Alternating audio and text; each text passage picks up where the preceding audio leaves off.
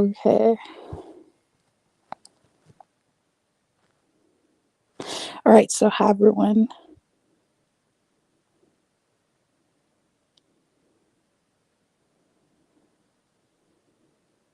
So, I just wanted to talk about.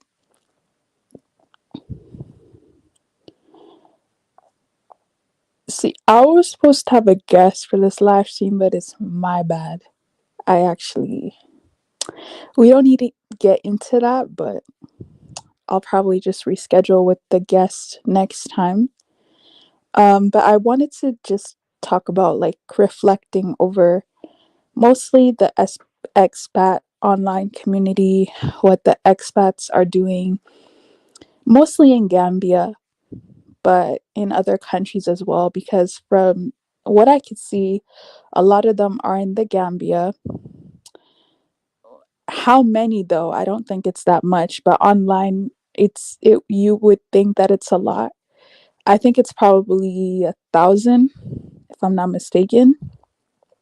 So, anyways, there's about 1,000 in the Gambia, I think. A couple of them are now going to Tanzania, which I find very interesting because that's East Africa.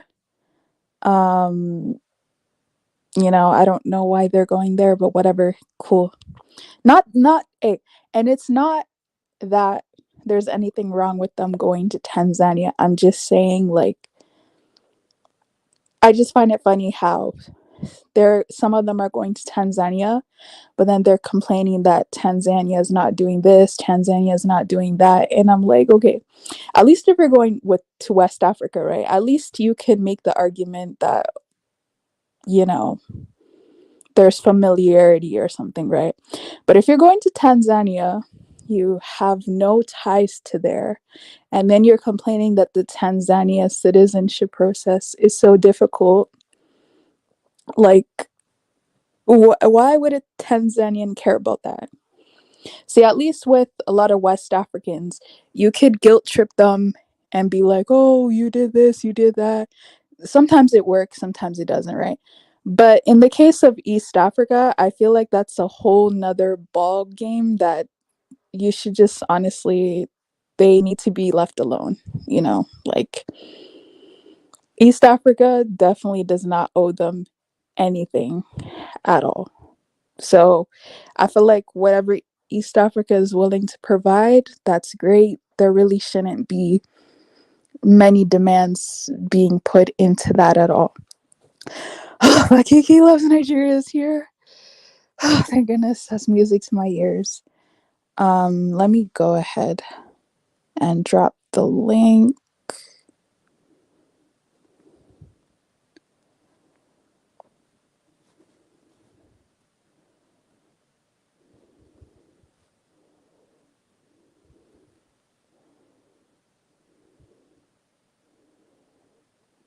Okay.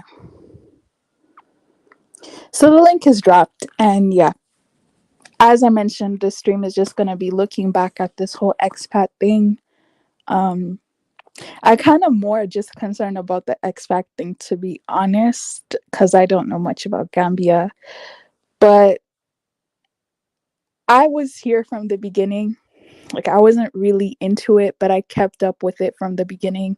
I'd say the beginning was 2019, at the onset of the pandemic. That's when this whole expat thing really took off.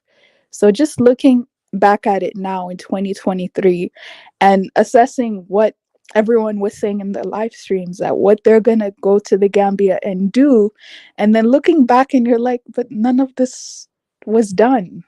You promised that you would do this, you would do that. None of it has been done. Not that I'm aware of. And also, speaking to some of the Gambian YouTubers, that I wanted to talk about that. The Gambian YouTubers who were here are not here anymore.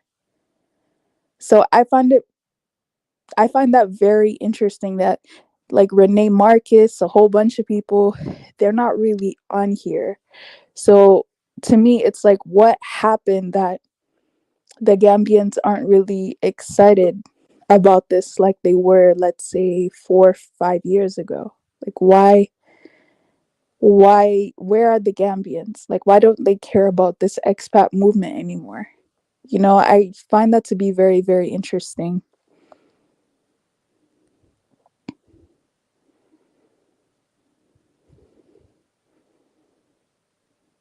Okay, you're talking about Mozambique. What does that have to do with Tanzania, though? Hi, Kiki. How are you? Hey, how you doing? Not bad, not bad. That's So, good. yeah, so just been Oh, keeping there's up. that I echo. haven't been keeping up with the I haven't been keeping up with the drama as much, to be honest. Has it cooled down?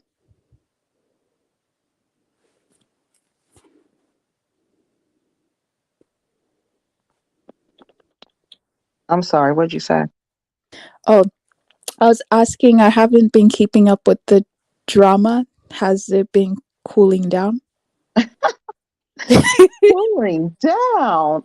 Oh no. Every So time I it's think because it's, the oh my God. European is not reporting it. That's why it's not as open, right? Yes, that's why people think it's cooling down, but no, it's gotten worse. I'm sorry.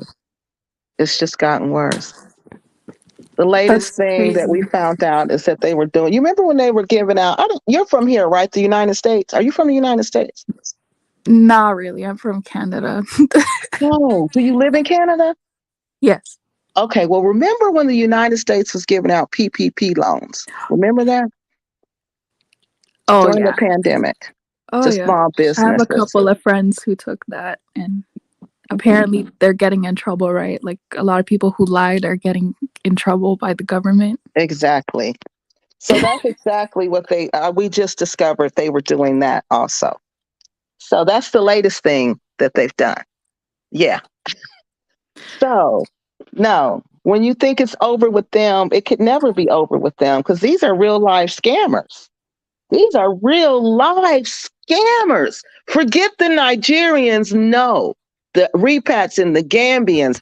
In the Gambia, they got them beat. They got them beat. I'm telling y'all. I wanted to ask you this because been watching your channel for a while. Why?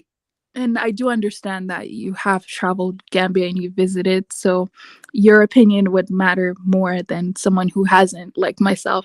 But why are you like? Why? What made you so interested in like what's going on in the Gambia, especially with the repats? I just got stuck there. To be honest, I just got stuck there. I went, I was on a show. I was on a show and it was called what were we doing? It was the movement Go Back to Africa. And we were helping African Americans go back to Africa. Yeah, So on that show, we were talking about this person, the other person I was doing the show with, had been to the Gambia. I always wanted to go to the Gambia just because it was English speaking and it was inside a Senegal. So I was really interested in that country, but I didn't know anybody who was, there or who was going there till I met this guy, this other YouTube content creator. So he went, and the tickets, he was like, Kiki, you should go. And I looked at the tickets. The tickets then were only $800. So I was like, oh, for $800, yes, of course I can go. So I went, and when I got there, I met a really, really, really nice person. It's a man. I'm going to say a man. It's a man. And we got married. And then I just kind of had to go because I have a family there now. And once I started reporting on the Gambia, people just started sending me information. And now I just keep getting information about the Gambia. So it was just like, I think it was meant for me to be there, actually. That's how I look at it. It was meant for me to be there because that's the only way I can explain it. Because I had no interest on staying there this long. I had no interest on getting in a relationship with anybody from there. None. I was just going to go visit and leave. But no, God had another plan. So I'm still there. So that's how I wound up there.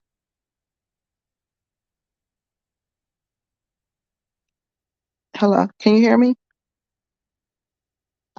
Is the connection gone, y'all? But that's how I started reporting on the Gambia.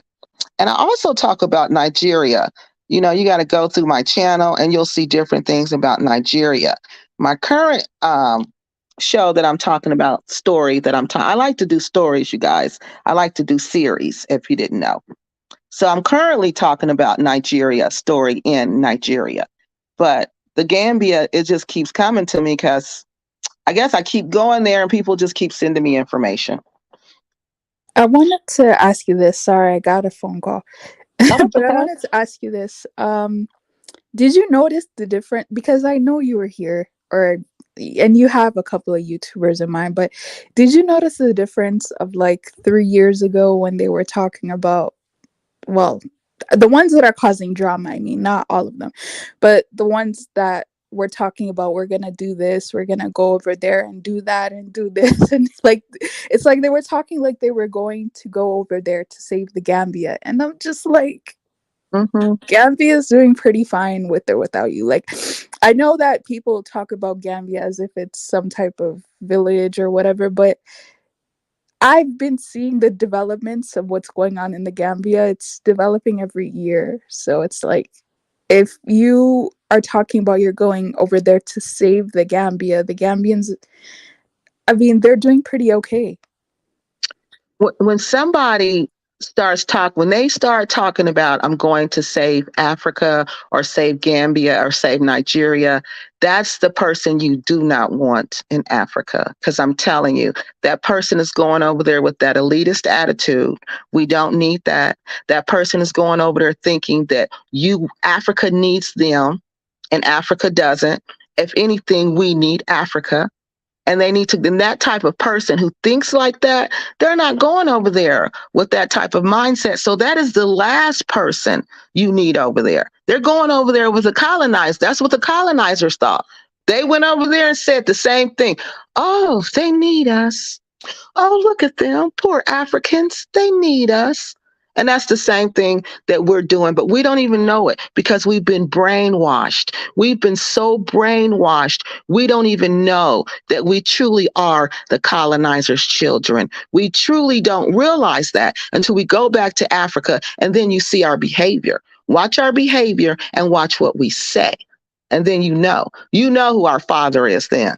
You know then. So anybody who says that, mm-mm, they have the colonizer mentality and we don't need them there. We don't need them in Africa. They can come back if you can fix things so well, come back and fix the United States. We need a lot of help here, especially in the urban areas, especially in our schools. They need you really bad. So that's what I asked them. Why don't you come back here and help in both places?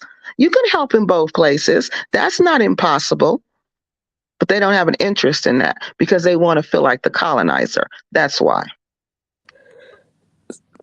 Sorry, I have so many questions. So I'm just Oh, just gonna think of them. be Whatever you asking it. think of, just ask. Okay.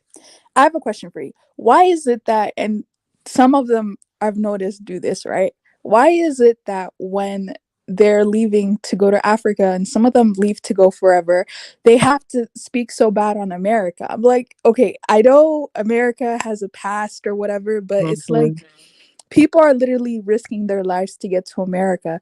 Like they'll say things like, America, F America, screw America, we're being killed in America. I'm just they make America sound so bad. And I'm like, and some of these African countries are going to, they will accept US dollars.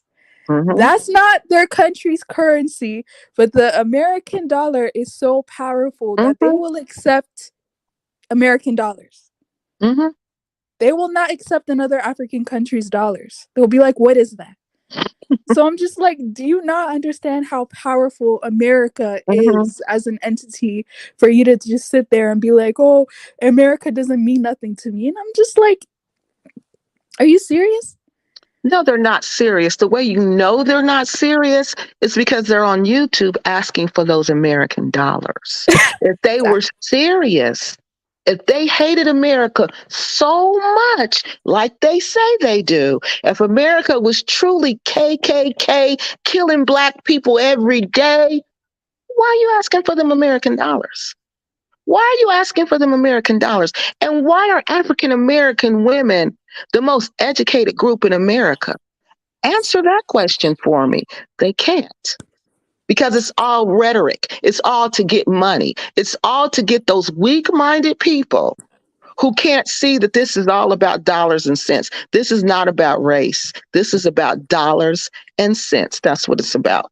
Keeping the money. If we can just keep the money, if I can keep my money in the Gambia with me, and if I can make all these people think I truly hate America while I'm asking for those American dollars and they're sending me those American dollars, then I can continue to live in the Gambia, because it's expensive to live in the Gambia. It's very It expensive to is. live there. Yeah. So they need those American dollars. So all that rhetoric they're giving you, that's all a lie.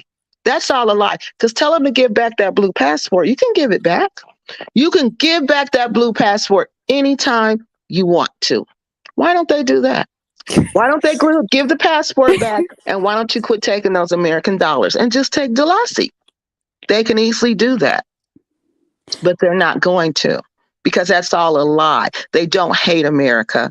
They just knew they were low and they couldn't make, they didn't have the skill set they needed to make it in America. That's what it is. Only the strong survive here. That's it. If you're not strong, you're not going to make it here. You're not going to survive. America will eat you up and spit you out and make you think it's your fault.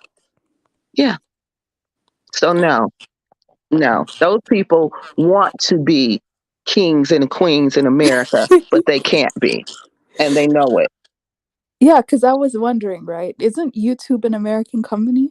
It Because is. anywhere you live in the world, you still have to pay taxes to YouTube. It doesn't Exactly. matter. So hmm I'm just like, I mean, you hate America, but you're taking YouTube live stream or donation money. Yes, And you from have to YouTube. pay the American government. That's why I said anybody who believes them, something is wrong. But you know what? I looked at the people who follow these people, and it is something wrong. These people are not. They don't travel. They don't understand Africa, for one, and they don't understand that people. There are people who are truly scammers. There are people who will look you in the eye and lie to you, and these people. These are those type of people, because I was shocked when I was finding out things I was finding out. And I'm like, how can you come on YouTube and you pretend to be this way and you're really something else? That doesn't make sense to me. Then I realized these people are really evil. A lot of them have mental illnesses. A lot of them are narcissists. And we have to realize who we're dealing with. We have to realize that, but we don't. We just take them, oh, they're from the United States, we're going to believe them. No, you can't believe anything they say. Nothing.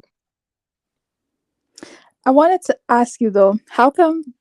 Because there are a couple people, but I saw on YouTube there aren't many like you that see Africa as beneficial, but you're not into that whole like fake Pan No, Africanism stuff.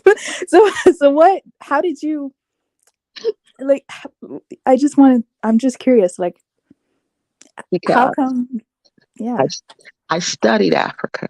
Like my African friends tell me, your African people will sit up, talk about the motherland, but they won't take one class about the motherland.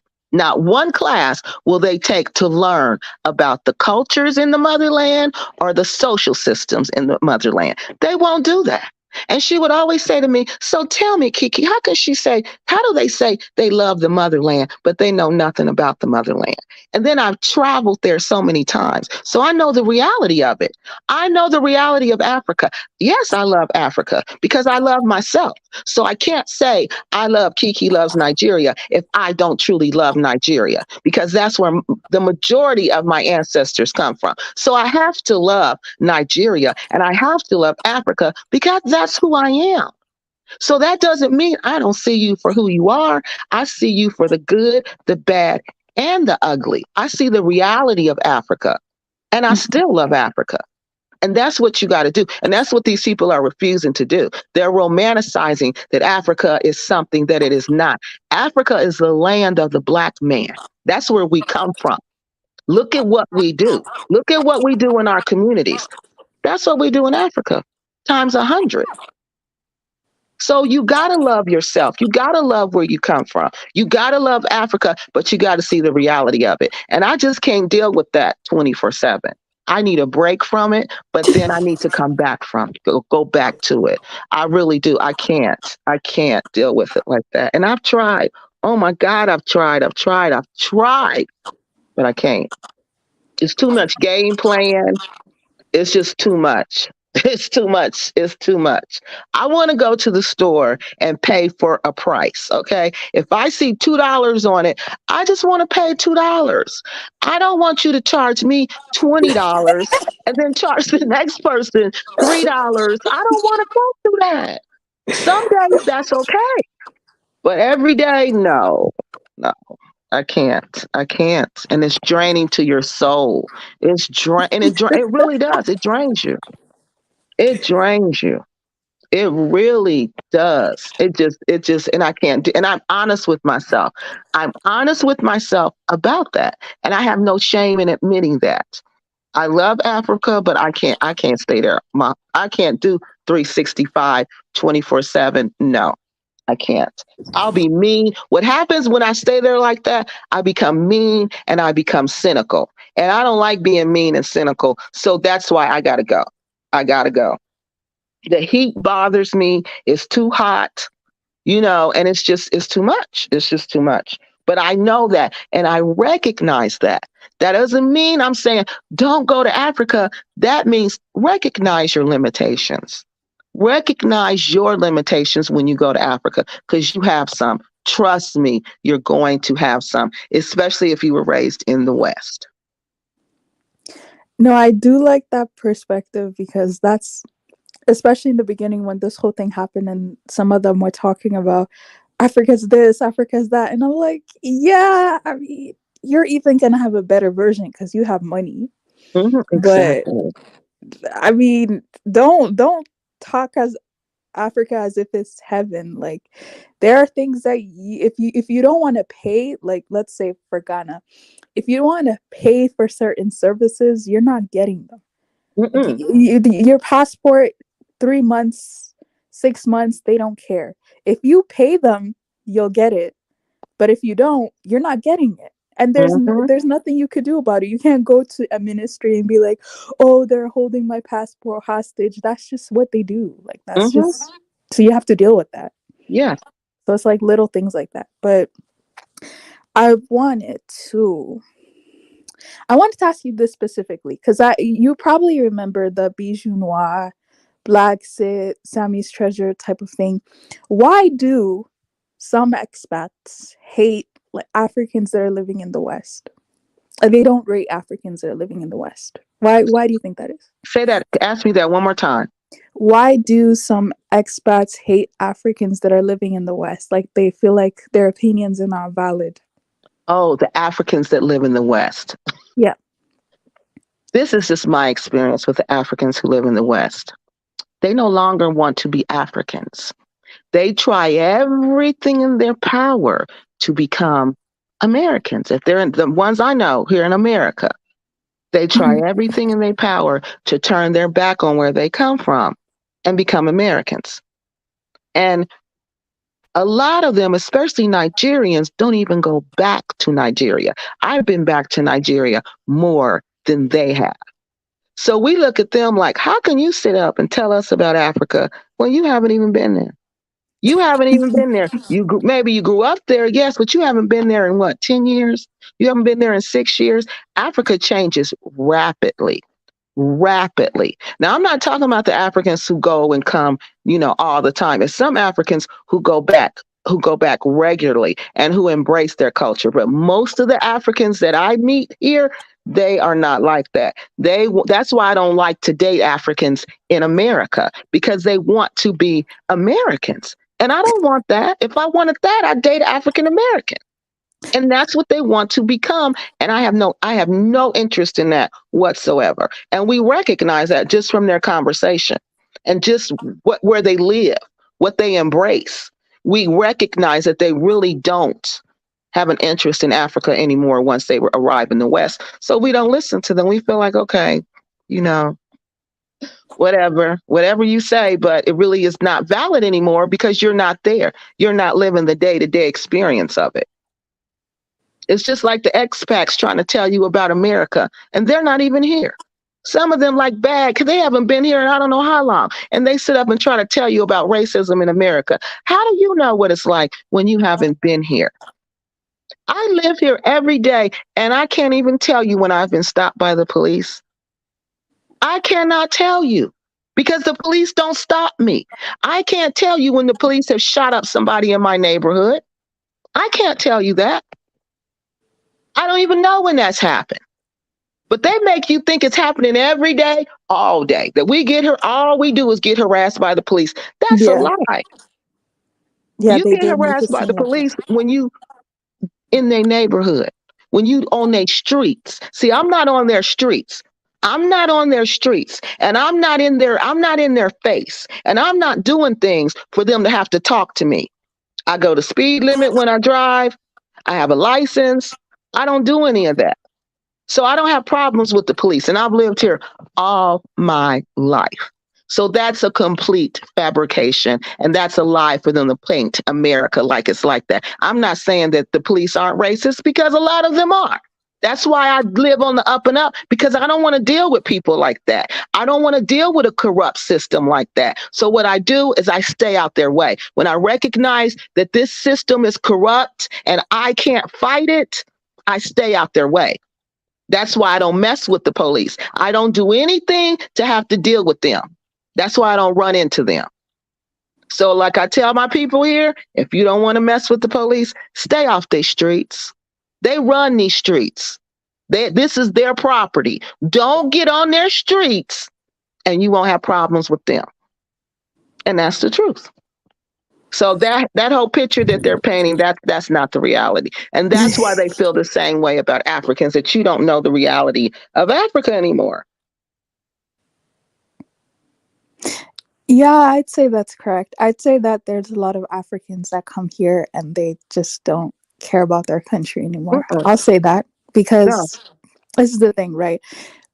Even if you speak to some Africans over here about things that are going on in their country, they'll say, "Oh, that's not important. Who cares?" And I'm just Mm-hmm. like, so Yeah. any little progress that your country makes does not matter. Why? Because Mm-mm. you're disconnected from it. You don't care anymore. Like Yeah. any of these new buildings, these new developments that you see in the cities of your country, you don't value that. You don't see Mm-mm. that important. And I notice it's usually with the older generation, like Mm-hmm. people who maybe lived there for 30 years plus. It's like, because there's this gentleman, he's Ghanaian, and he takes every opportunity to bash Ghana, right? And I'm like, Mm-hmm. I get it. You experience poverty, you experience hard times, you experience hardships, but the Ghana you have, the picture of Ghana you have in the 1980s, that's not the Ghana of today. I'm not saying Ghana's perfect, but you cannot compare 1980 Ghana to now. Like you just can't. And I noticed that there's some Africans that do that. They'll be like, oh well, there's not this, that. They don't have Wi-Fi, they don't have this, they don't have that. And I'm just like, that's your country at the end of the Yeah. day. Like, how can you hate your country so Mm-hmm. much? And Like they just especially, lose hope. you know who's really bad at it? The Nigerians. That's why I call myself Kiki Loves Nigeria because I used to be in all these Nigerian groups and I used to have all these Nigerian friends, and all they did was bash poor Nigeria every day. Yeah. Every day, they just talk about Nigeria, talk about Nigeria. They never had anything good to say. I would point out all the good things that were happening in Nigeria. They would come back with 10 more bad things. Yep. And I realized you guys are never going to love Nigeria. Poor Nigeria. No matter what she does, you will never love her. Never. And that's why you always hear bad things about her because the people don't love her. If they loved her, Nigeria could be the best country in the world. I love Nigeria. I mean that. I want to go back there. I love being there. It is so much fun. Nigeria is just like going, I mean, it's just, you just got to, I can't even put it into what, I can't even put what being in Lagos is like. I cannot even put that into words. You just have to experience it. And these people don't even realize what they have there. They don't even realize it because they're too busy beating it down, too busy beating it down. One of the second richest people in the world is a Black woman, and she's from Nigeria. She's from Nigeria. I think the richest person in the world is from Nigeria. They don't even realize that. They don't care about that. They don't care nothing about that. And I'm like, how could you not care about these type of things? Women in your country have equality. They're in the government. They have big positions in Nigeria, big positions. They run companies. They fly planes. Things you would never see a Black woman do in America, they do in Nigeria. And the Nigerians don't even salute them. They don't even stand up and say, my country does this and my country does that. They just bash their poor country. And that's the problem. That's one of the big problems I see. There's no sense of nationalism there. And until they have nationalism, the country is going to stay the way it is. To stay the way it is. Until they unite as a Nigerian, not as a Yoruban, not as an Ishan, not as an Igbo man, not as a, what's the other group? Not as a Fulani, not as a Hausa, not as that, but as a Nigerian. Then they can speak truth to power. Then they can run things. But until then, the world like to see them, because you know, I keep reminding them, it's over 250 million groups there. They love that. Or however 250 groups, I don't know. But however many ethnic groups there, they love to remind them of that. Because they want to remind them, you will never be able to get along and become one people. And that's what I see the problem is. Until we fix that, it's not going to work. Well, that is interesting, though. Yeah. That is interesting. Their ethnic diversity is a Mm-hmm. blessing and a curse, I guess. But it can be a blessing. Mm-hmm. It It's is in a not way, being but you used have as to such. learn when to use it. It's okay to be, the Yoruba person and the Igbo person, but when you deal on an international stage, you got to be the Nigerians. You cannot be these groups. You can't be that. When you talk on an international front, you have to be the United Nigerians. Like what's going on with here, how they don't want the Nigerians to come here. The Nigerians are in power in my country. People don't know that, but the Nigerians are in the government in my country. Why aren't they saying something about this? Why aren't they saying, you can't discriminate against us like this? What are they saying, y'all? Nothing. It's just happening. It's just happening. Poor Nigerians, you should see how they do their paperwork here. They're not trying to let any Nigerians come to this country. Oh, no. Oh, what? No, they're not. But I'm not saying no. That's not legally. That's not legally. But no, it's a well-known fact that Nigerians are not wanted in the United States. The United States lets you know that. They let them know that at every step. Yeah, but they're in the Interesting. government here. They're in the Oh, government, and they're one of the most successful immigrant groups in the United States. So why wouldn't you want them here? Why wouldn't you want them here? Because they don't come here and become like burdens on society. They come here and become doctors, lawyers, politicians. They come here and do great things. So why wouldn't you want that ethnic group here? Doesn't make sense to me. Doesn't make sense to me. But they don't. I guess it's the whole, if there are too many Nigerians, like they're gonna outdo other people. Because it defies their myths about Black people.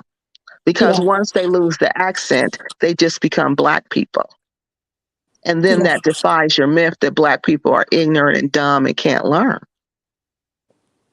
Black people can't do this, Black people can't do that. When Black people are doing it, when Black women are doing it, African American women are doing it. So they don't want another group coming here doing it too, because what's going to happen?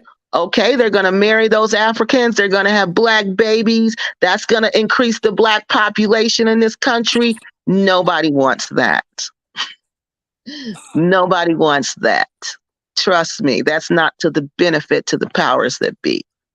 So nobody wants that. And I'm just telling you the truth. I'm just telling you the honest to God truth.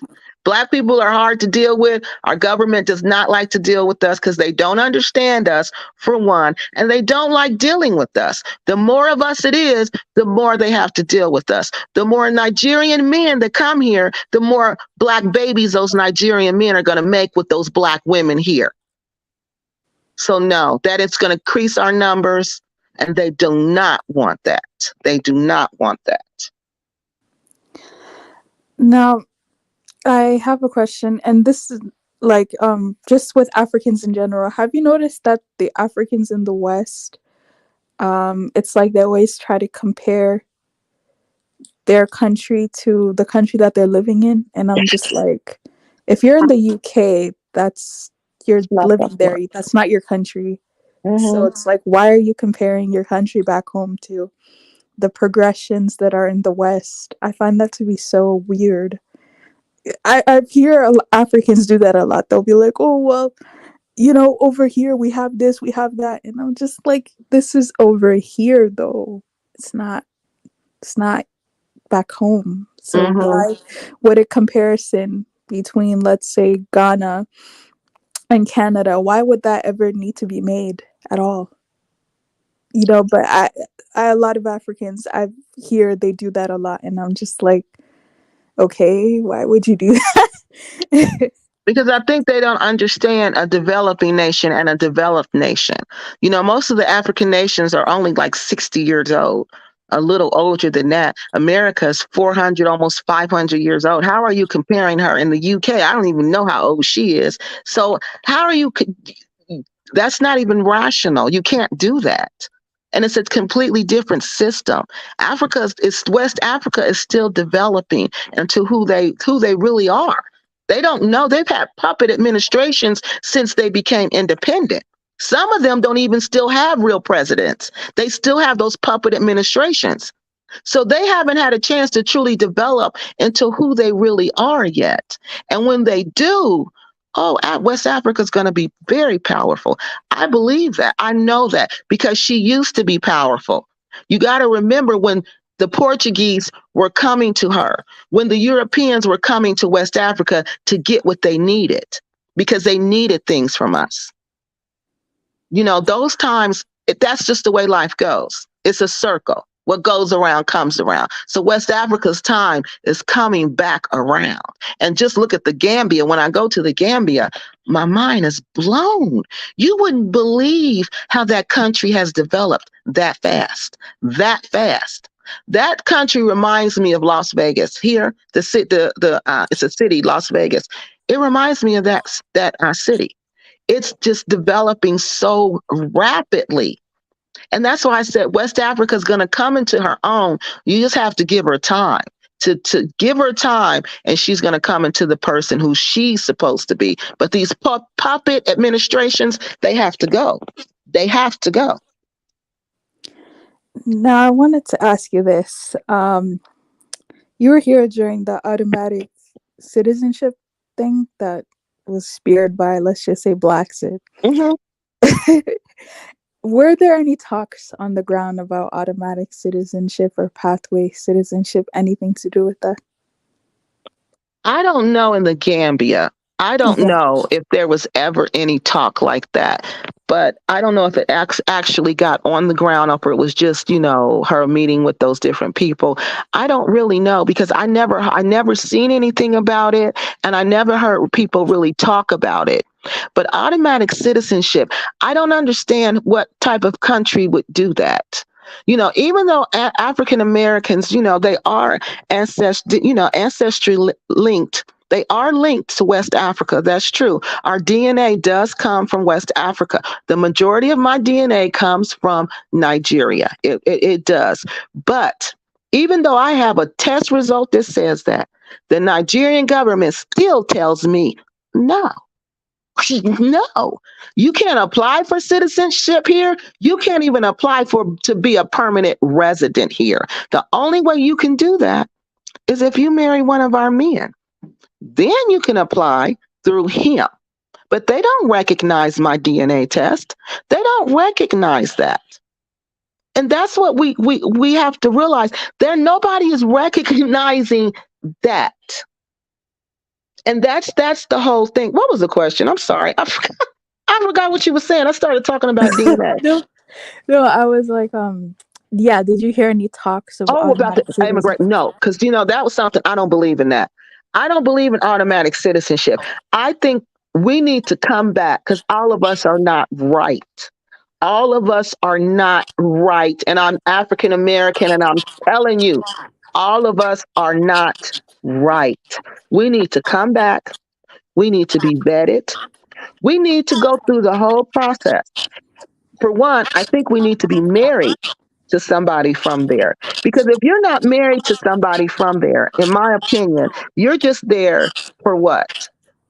What are you there for? You got to prove what you're there for. So, are you there for business? So, if you're there for business, what are you there for? Are you there for capitalistic business? Are you there to make a profit and exploit my people? Are you there for that? Are you there to, exchange, in the economy, generate economic exchange, fair exchange? Are you there for that? See, these people need to be vetted to see what do they want with your country. Are they there to try to colonize? Are they there to try to take over politically? What are they there for? Especially if they're not married to someone from there. What are they there for? So, no, I don't believe in automatic citizenship. I would never do that. If I was an African president, I would never, ever, ever do that. And I would want to see, what are you here for? What are you doing while you're here? What have you done since you've been here? And why do you want to be here? All those questions need to be asked before anybody gets anything. That's interesting. Because if you asked me a year ago, I'd be like, "What's the big deal?" Now I'm like, "No, no, it shouldn't be automatic." And especially Uh-uh. in the case of the Gambia, it being such a small country, that's scary. Actually, Because they're you going to know. try to take over. I know my people. When it's enough of us together, we're going to try to take over because that's what we do. That's just what we do. We take over and we're going to run it. And that's just what we do. Look anywhere we go. That's what we do. Any sport we get into, anything we get into, we dominate it and we take it over. And that's what they want to do over there. Yeah, there were those talks that a black colonialist in, in the Gambia, and not just Gambia, but Gambia would be much easier than some other countries. Well, because of the government. Yeah. That's why they go to those countries like you were talking about, Tanzania and all of them. They go to countries where the government is weak. That's why they would never go to Nigeria. Nigeria's government is too strong. So they know they can't go to Nigeria and talk that mess. So, they look for countries like that. They look for countries like the Gambia and Tanzania and different countries where they can go over and just try to take over, get enough of them over there. Because you see how they were sending everybody come over here, and everybody was coming. Yep. Yeah, that's what they want to do. I'm not gonna lie. During that whole time when they were like the borders are closing, the planes are grounded, it was like this urgency, like you have to leave and go there right now. And I was just kind of like, Like, why? you guys seriously think the world is gonna shut down for See, that's what I mean, though. You panicked all these people into coming over there, and just about all those people had to leave because they took all their money. They probably got those PPP loans, Mhm. went over there, got those little stimulus checks, and then they got over there and they realized how expensive it was and had to come back home. So many people had to leave. So many people had to leave. Yeah, because when a lot of them were leaving, specifically America, some the UK, and they were like, "Oh, we're going to live in Gambia forever," and you're just like, Yeah. "So what business are you?" Mm-hmm. You're going to just live in the Gambia forever. And I'm just Mm-hmm. like, are you gonna build a house? Do you have a business? Is there something that's gonna keep you there? Because yeah, half of the expats, they're not there anymore. No, they're not. And let me tell you what experience I had when I was there, and I knew something was going on in Africa, but I didn't know what. And now I understand it was those PPP loans that were giving people money to travel that don't normally travel internationally.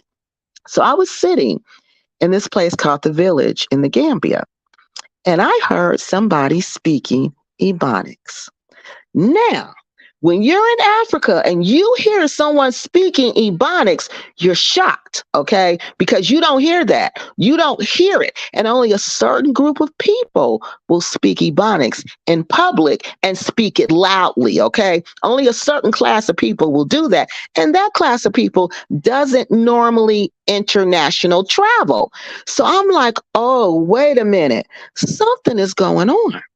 A group of people have money that don't normally have money because there's no way. I've been to Africa by that time 11 times.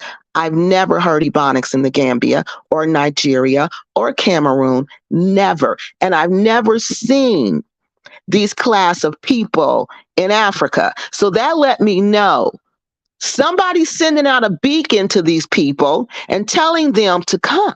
It's not that much money. And number two, they got this money from these loans and from these what was that other thing we was given? We was given some kind of money. I forgot. It was some checks that we were given. And this was giving people who don't normally travel the opportunity to travel. And that's how they were all going to the Gambia. And those people didn't expect the Gambia to be as expensive as it was. Now, once you get there and you got money and you're not used to having all this money, okay, and you're not used to international travel, you just spending money, spending money, spending money, spending money. You have no clue how much you're really spending. And that's what was going on in the Gambia. Those were the people you saw coming there. When you went to it was just really ratchet. And I don't know if you know what ratchet means, but I would go over there and I'd see some just ratchet stuff that was just like, I can't believe they brought this behavior to Africa.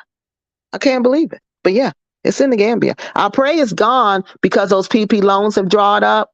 I hope it's gone because I don't like being a place where there's ratchet behavior. I don't like that because I'm not around ratchet behavior in the United States. So I sure don't want to pay all that money to go to Africa and be around ratchet behavior. I don't like that. I don't like it at all. And it was rampant over there. I seen it and I could not believe it. But y'all see it too. It's on YouTube. There was a question here. What happened with the whole Phoenix Rain thing? Like Phoenix what's your Rain. She got off of YouTube. She did not want oh, y'all to know. Once all her dirt was exposed, she got completely off of YouTube because she's okay. trying to start this new life. But every time you would you Google her name, or her videos would come up and my videos would come up. So she didn't want people to know the truth about her. So that's why, in my opinion, in my humble opinion, that's why she took her channel down. And then she stole this lady's dog, which she didn't want people to know about that. So I think that was another reason she took the channel down. So I don't really know what's up with her. Last time I heard, she stole somebody's dog and she breeded the dog. Can you believe this? This is real life. This is what I'm telling you. This is what we call ratchet behavior here. She stole the dog. She breeded the dog with her little bitty Gambian dog. And now the dog has puppies by King. And I think she's probably breeding them dogs too. So I don't know about her. She's not on YouTube like that. Yeah, that's the truth. That is the honest to God truth.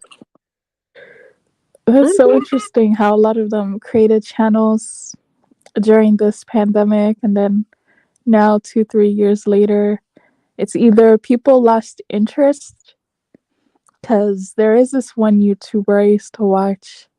When he first left America to go to Gambia, he was hot stuff. Now nobody cares about him anymore. Who was that? THC. Oh, yeah. Oh my god. He was And one. He wait, was one. But actually, he got hooked did up you with the do wrong you know people. what happened? Do you know what happened between him and melanated Mr. Oh Mosley? yes, that was horrible.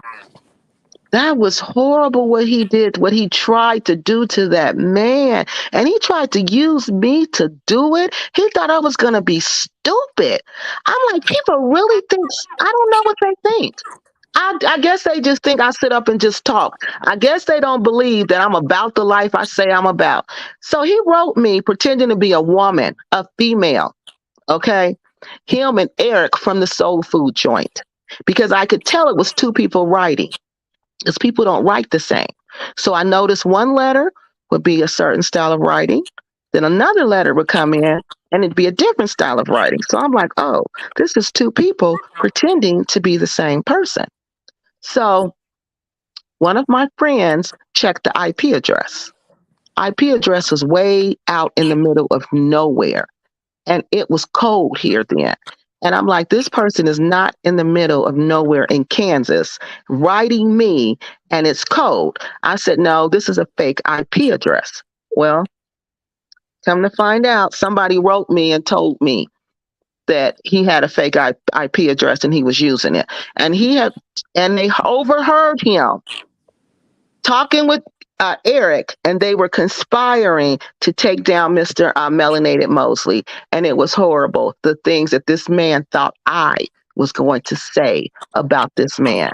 I wouldn't say those things about my worst enemy unless he was accusing this man of criminal things. I need the criminal charges. I need the arrest record. I need all of that before I'm sit up there and accuse somebody of a crime like that.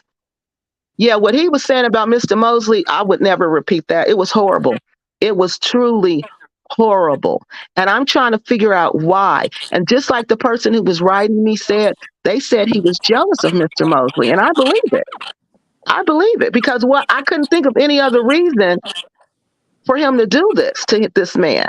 And this person, he sent me no evidence. He sent me no arrest records. He sent me no disciplinary records. He sent me nothing. He just wanted me to believe these allegations because he said them. And I was like, I'm not repeating this.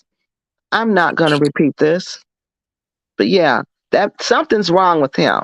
Something is wrong. He's a very jealous, insecure man. And when you're that old and you're a jealous, insecure man, you're a dangerous man. And he's somebody people that women don't need to deal with.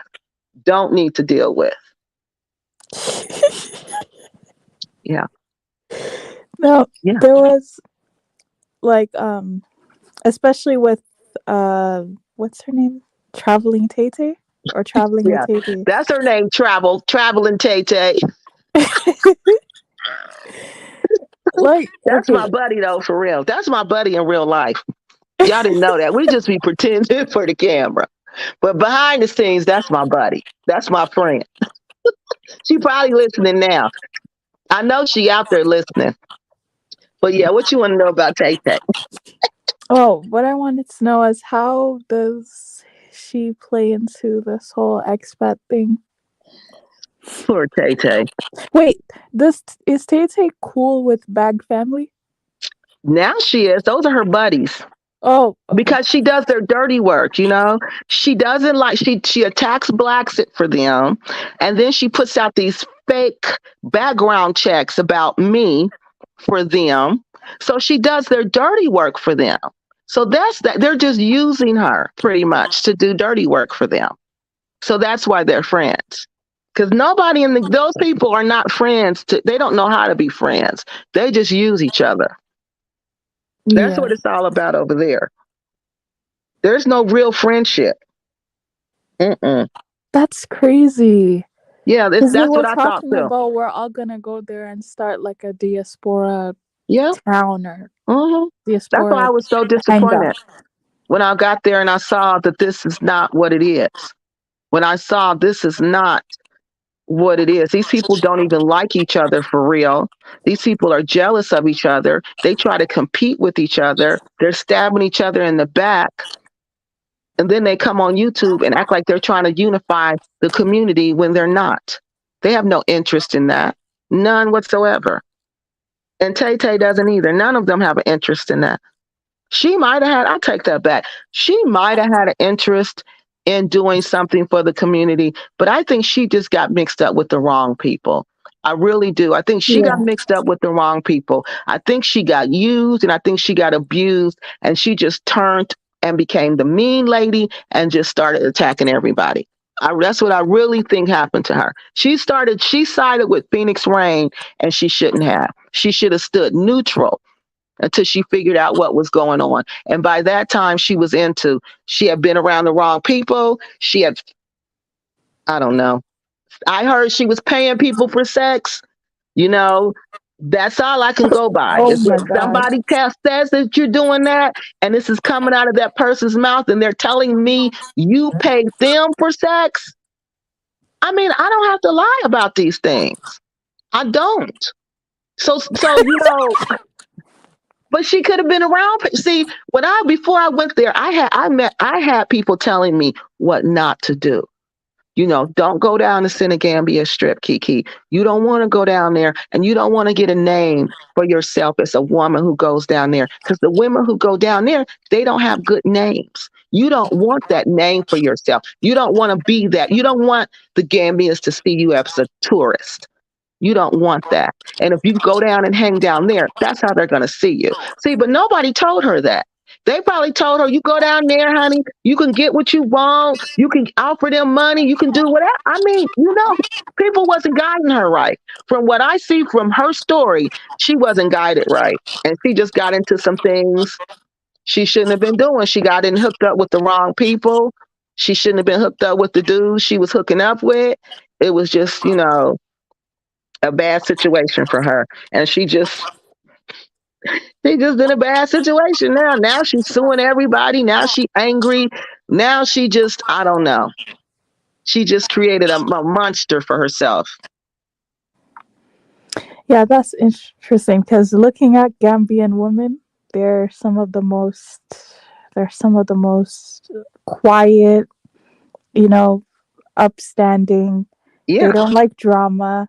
They Mm-mm. don't yell. They don't do anything like that. So it's like if you're going over there and you're acting like the opposite of a Gambian woman, you're going to stand out.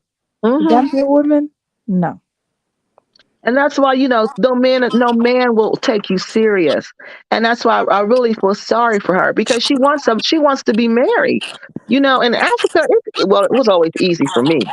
It's easy to find mates.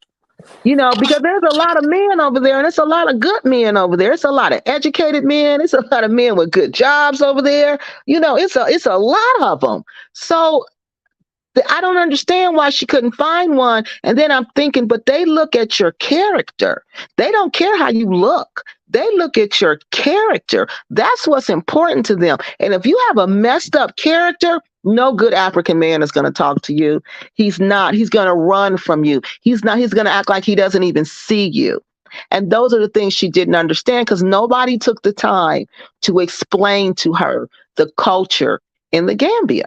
She went over there acting like an African American. And when you find out, like whenever I always laugh because when I go to Africa, I get to be a millionaire, because I do. I get to be a millionaire. But I know that's because my money is worth so much more, not because I have so much money. They start believing that they have so much money and that they really are these millionaires and that this money makes them into something that they're not. See, that's the problem too. That's a big problem. That's a really big problem.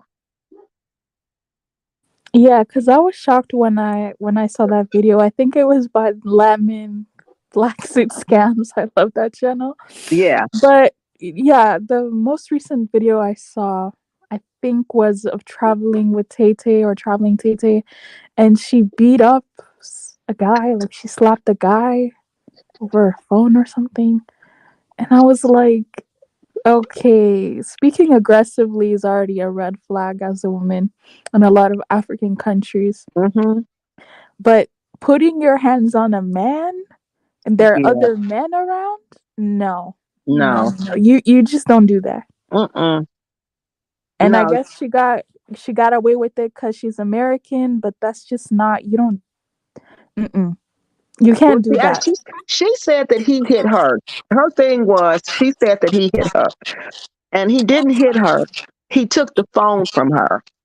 Yeah. So that's what he was doing because she was on the phone calling this man, telling him to come up there to deal with the guy.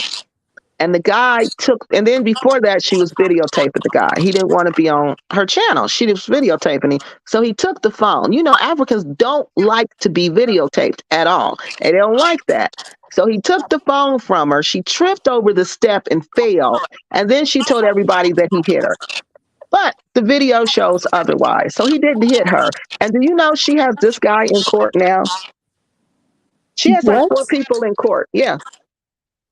She has like four men in court, four young men in court. Oh my goodness. Hmm. Yeah, it's pretty bad. It's pretty bad. I wow.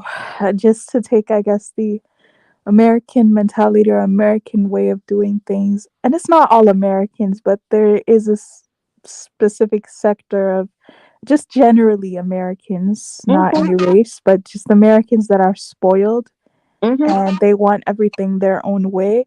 But Hmm. then it's like you're not in America anymore. Nobody No. cares about like even customer service, right?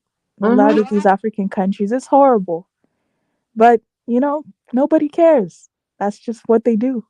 It's something you got to get So used to to. complain about it, it's not going to change. They don't No, care. no, because when I was in Nigeria, that was one of my biggest complaints over there. It's how they would take your money and they wouldn't even say thank you. They wouldn't say thank you, have a nice day. They would take your money with a mean mug on your face and then give you your change back, almost throwing it to you. And I would be so mad. I would say, they don't even say thank you. They don't even say please. They don't even say nothing. And Yeah. people would just be looking at me like, lady, what is wrong with you? Nobody cares about that stuff here. We just want to do our business and go home. But that's it. That's it. That's it. Yeah, I think that's one of the things that's going to be hard for some people to adjust to is you just have to deal with it, and if you don't like it, then I guess you can just leave because no one else cares about these type of things over there. No, They they don't. don't. They don't.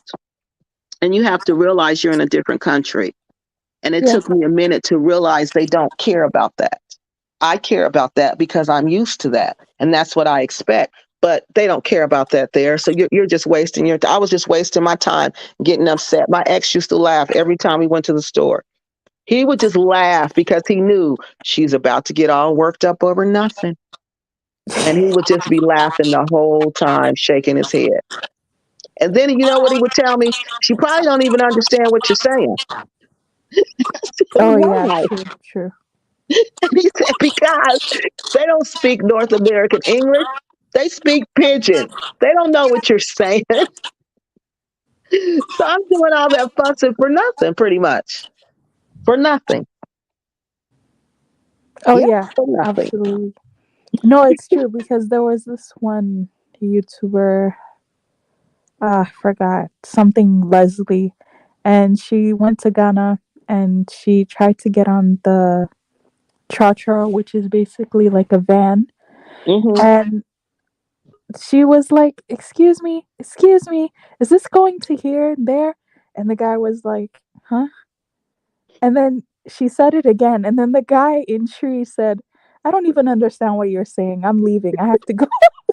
And she was like, "Wait, the guy just ignored me? He just dropped me here? What kind of service is this?" And it Yeah, was, yes, you're speaking English, but the guy does not understand the accent. He does not exactly. understand that you want to get on the bus. Like, he Yes. doesn't get it. Right. She got so frustrated. Right. And they don't even understand you. And I'm like, oh, wow. So it wasn't even worth it because they missed the whole point. So it wasn't even worth the frustration. It was not even worth it. Yeah. It was not even worth it. Okay, there's a guest. Let's see what he's saying. Okay. Hi, Mo. Hi, what's up? It's been a while. Yeah. Yeah, we were having an interesting talk actually. Um, I kind of liked what you were saying at the beginning. Talking about especially towards the middle part, actually. The Can't values really hear you of a too man in well. general. What are you saying? Yeah, I can't hear you too well. Can you hear me better now? No. Okay, give me a moment. Okay. But yeah, I mean, luckily, I keep having to remember that this Gambian thing is mostly on YouTube. So it's not, I don't think it's as exaggerated as it is in here. I'm assuming that the expats have their own spaces where this drama kind of bounces back and forth between them, but the citizens are doing their own thing as well on the side. I don't think this they go to different places than the citizens Oh, go to. You know what I mean? Like the yeah. repats go to more expensive places. The Gambians don't go to the tourist places. Sometimes they'll go like for holidays or birthdays, but most of the time they won't go there. So they'll be in different Can you hear me places now? Yeah, acting up. can you hear me better now? Yeah. Yeah, I was just gonna say I like the beginning part and yeah, the middle part of the conversation. You know, kind of if I mute up, I'm kind of at work, so I'll try to get in what I have to say. Um, yeah, yeah, especially talking about the values of a man in general, especially the African man. And the things that we hold in values. Um, we're not going to try to. I don't care if the woman is beautiful. If she behaves like a sharmuta, then I'm gonna avoid her like a sharmuta. Hmm. Like, like in general, if she's gonna behave, like if women are gonna behave, like I don't know, if they're gonna behave like the best way to describe them, sharmutas, then you're gonna have to avoid them as a man Hmm. because you want a woman that's on an intellectually, you want a woman that is on your level. You want a woman that again, because again, you can. The thing is, with women and men, you're both gonna eventually get older, right? Then Hmm. what's gonna be left is gonna be what's gonna interest you is gonna be the mind. If the woman can be on the same plane level with you intellectually that you are, then you're gonna want that for yourself. You want to have a conversation with her. You don't want the old saying, you don't want a thick blonde. You don't want that. You want a person that's intelligent. Um, that's what matters the most to me, anyway. Um, trust me, I've seen the thickness of certain women. I've actually spoken to them. I've not discussed. I know what traits they bring. Um, especially there are certain women that actually think that when you ask them simple stuff like what do you think you could bring to the relationship, or what do you think you could bring to the table? They say Hmm. I am the table. What kind of answer is that? They don't have an Just give answer. me the answer. What kind of answer is that? I am the table. Woman, if you're the table, then enjoy the table because you're gonna be on that table alone. Again, So what do you it doesn't say make when sense. they say they're at the table? What do you say? Say, well, tell me what's on the table. What do you say? No, no. Then I'm gonna say. Then my usual reply is, if you are the table, then enjoy because you're gonna be on that table alone. Yeah. Hmm. You should say, so Because tell me what's on the table. Because I want to know. Because ain't nothing on that table. That's why she said she the table. Because nothing is on that table. Because if something was on that table, trust me, she could break it down every little piece to you. There ain't nothing on that table. Nothing. Nothing at all. yeah, I mean, well, again, I don't know if it's for most men, but men in general have this thing where they want an intellectual partner. They want someone that they can confide in. But then again, trust is built over time. Yeah. Um, I've seen certain situations where, again, I have seen certain situations where women divorce or men divorce women. It tends to be the woman again, because I don't know. I'm not saying all women do this, but they tend to use a man's weakness against them, and that's another thing that you have to watch out for. You don't want a woman to try to use your weakness against you. That's the reason why it's harder for men to build trust with a woman. Hmm. I don't know if this makes sense to you guys. Yes, it does. Hello? Yeah. Yeah. So in general, I don't know. That's what I would say. And also I would say for I don't. This applies for men in general, right? Mhm. You don't want also a woman that you want a woman to contribute to you in your life, especially if you're a driven man. If you're a Yes. driven man, you also want a driven woman. Because if Yes. she's driven as well, then you can achieve a lot more together. Nowadays, you have a lot of driven men, but you don't have driven women. Mhm. That's the reason why you're seeing a lot more of the younger men going for more of the mature women. I've seen a lot of cases like this where men are going for women older than them due to Mhm. young women their age being just irrational, irresponsive, and very inept. Mhm. Um, and I've seen this in many cases as well. I've seen women try to use children as a bargaining chip against their partner.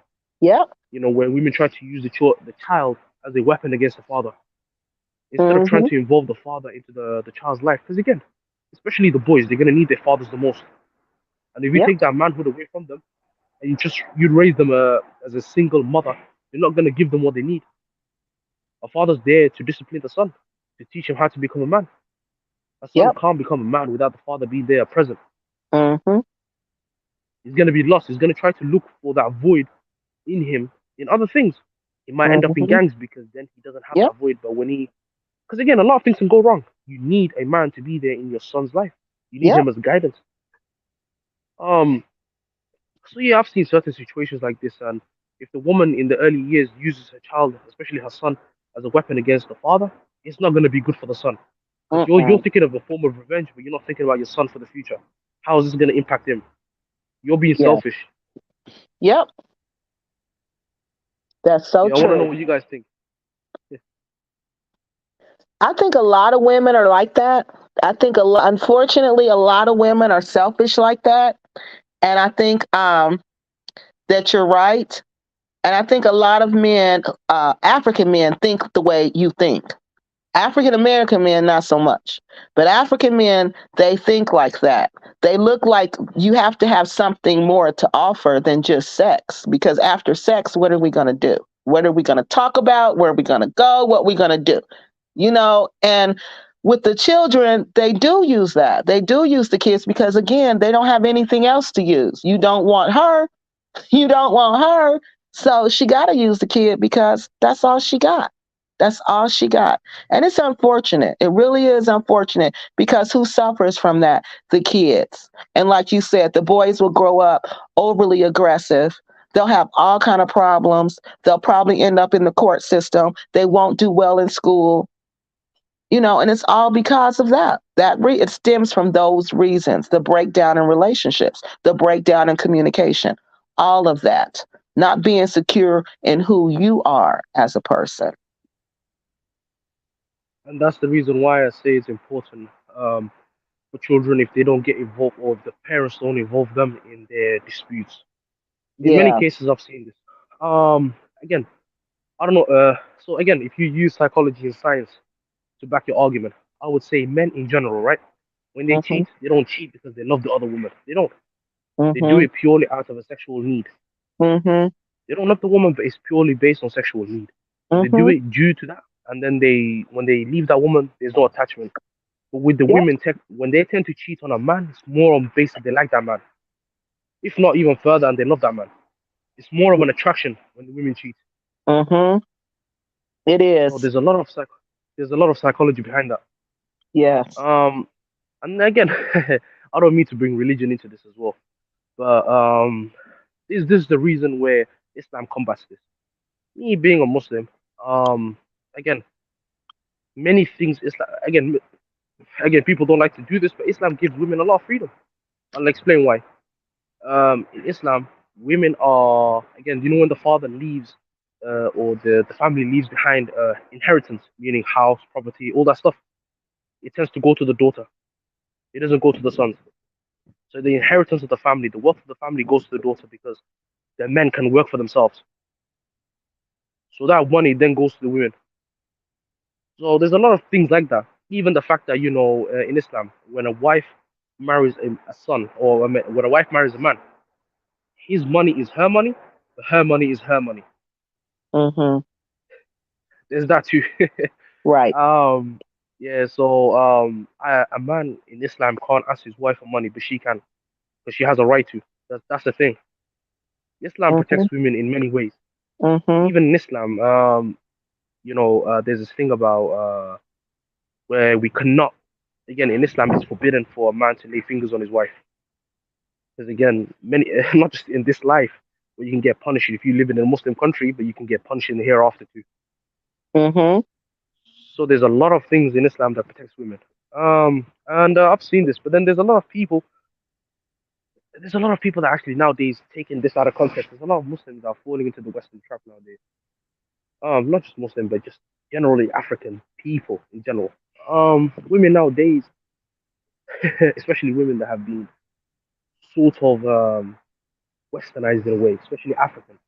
You're Mhm. seeing them, partaking in stuff that does not make sense.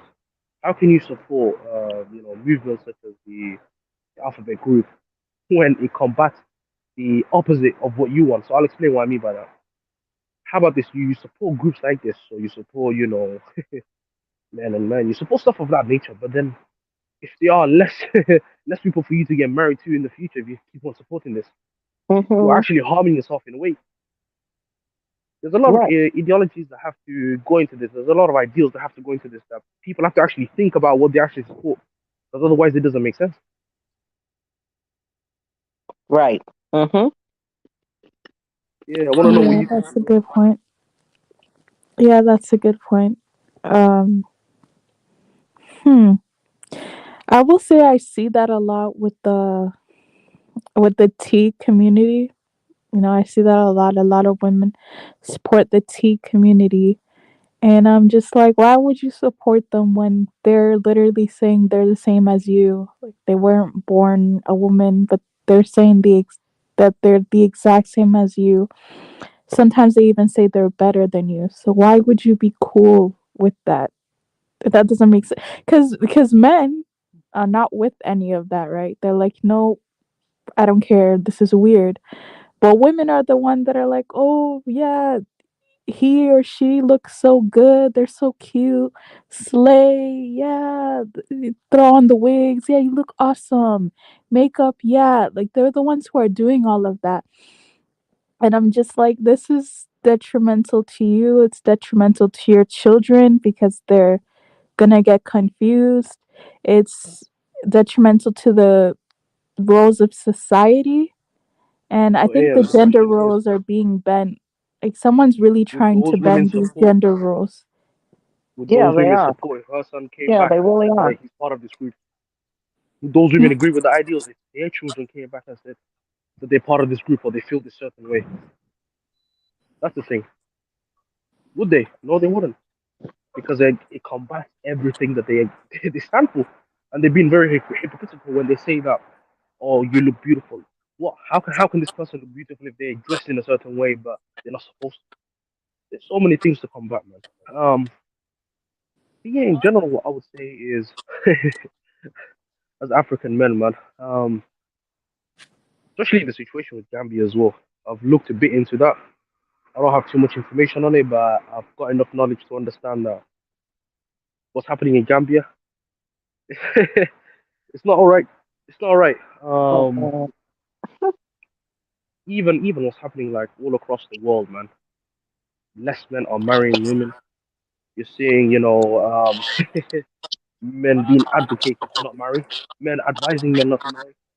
Um, Even situations where I've seen actually situations where men in their 50s telling younger men it's not wise to get married, and they're telling them about their own life situation.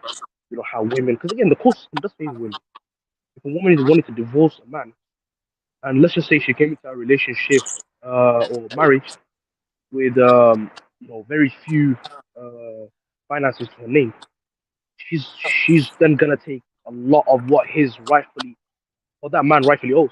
A lot of his possessions, including wealth. And Western law courts actually favor women. So the women tend to get the children and the money of the man. I've seen situations where men have been told their house, their cars,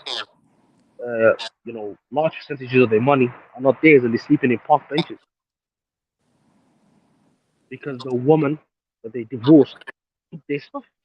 And in that same house, the woman that the divorce is basically cheating with another man in that same property, while the other previous ex-husband is um sleeping in that park bench.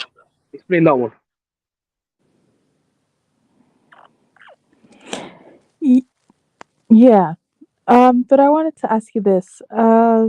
Do you think, how do you feel, I guess, as a traditional man, dealing in this world where, in some aspects of society, male dominance or traditional male patriarchy is being challenged? Like, Mhm. how do men actually feel about that? Because we live in societies where women are getting more and more and more help, more grants, more loans, but the Yep. men are like being pushed out.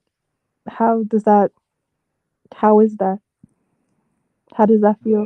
The question is, does that help the women? No, does that?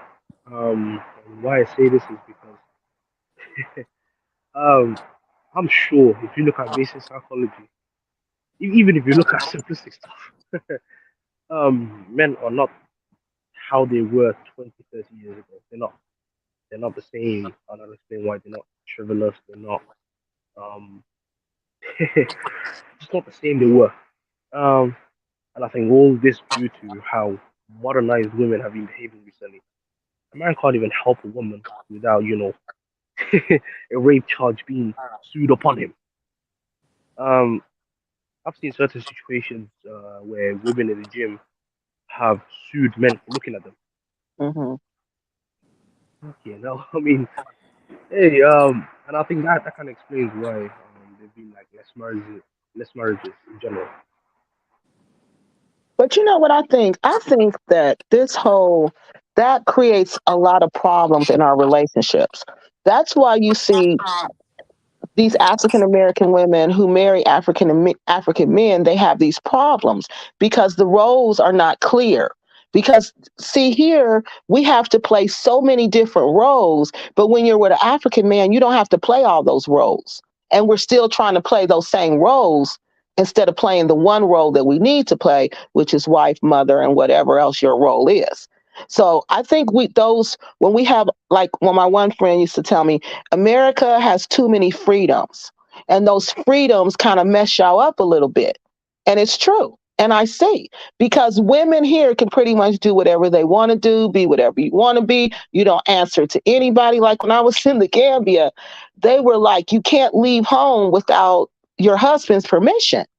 Like they would ask me, did you get permission to leave? Like I had to get permission to leave and tell the gate man, I have permission, I can leave.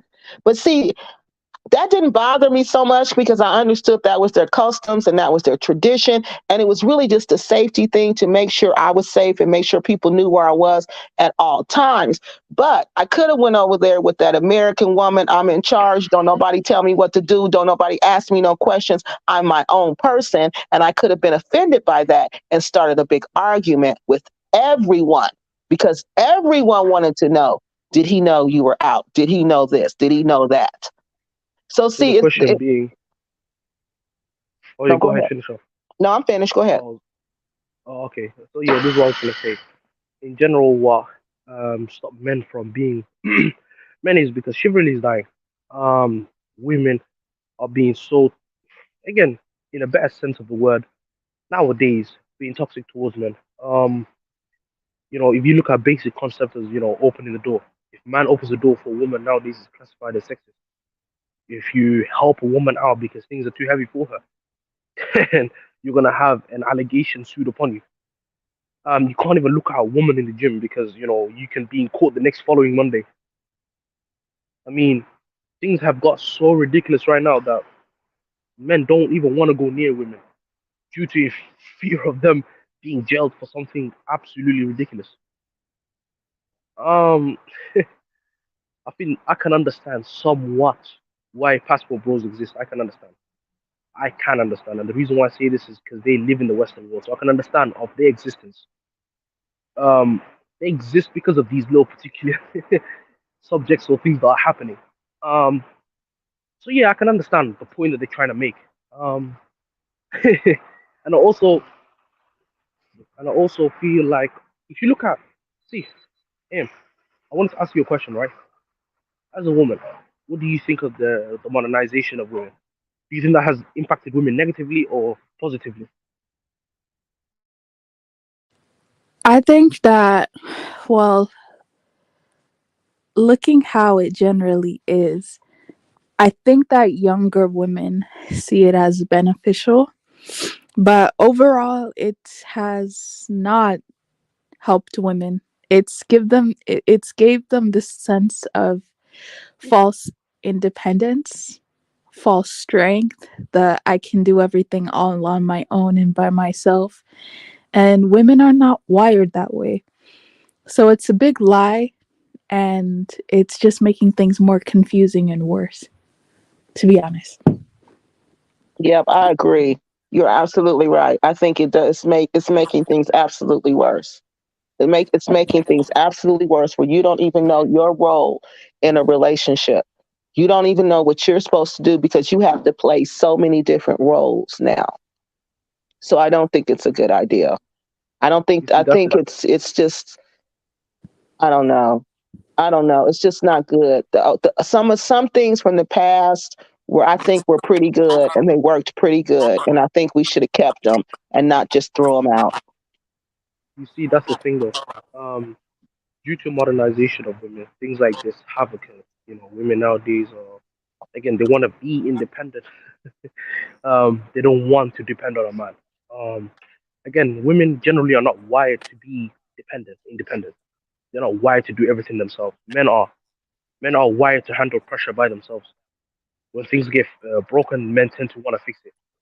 You know, when situations are not correct, again, I'm talking purely based on African man. An African man is not gonna complain. He's gonna try to fix that situation because we're wired like that. We don't depend too much on our emotions. We don't cry. We're not those type of people that need, especially I'm talking for African men that are similar to me.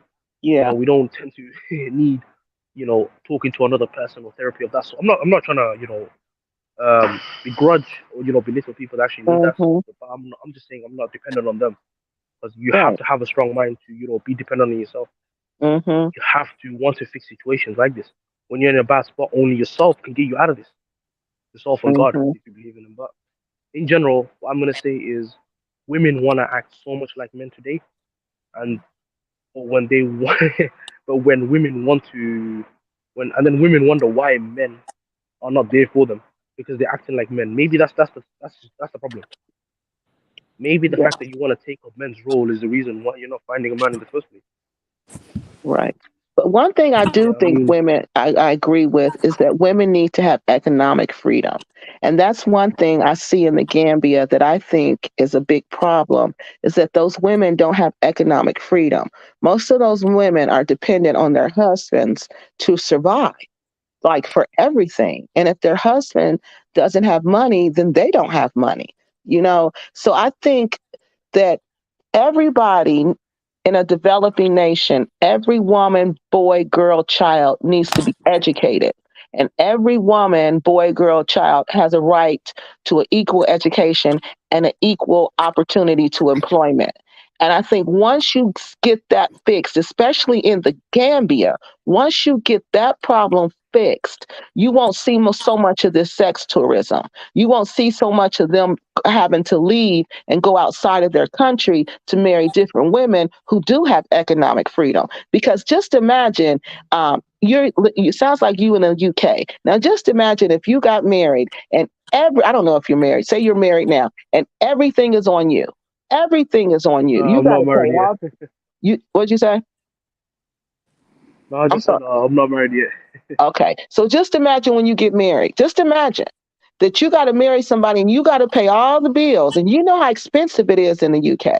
You don't have anybody to help you. You got to clothe this person. You got to feed this person. You got to clothe the kid. And then every time you turn around, she's pregnant because they have babies like all the time. So you're going to have a baby to support every year. You're getting a new baby to support. Now just think about the pressure that puts on a man. Just think about that. That's too much pressure. No man, woman, or child should have that much pressure on them. So I think the economic freedom and the right to education, I think that needs to be really developed in Africa, especially the Gambia, because it's just not fair to put all that pressure on a man. That's wrong to me. That's just You wrong. see, And for the woman not to have, um, she can't even support herself. That's wrong. two things I took from that.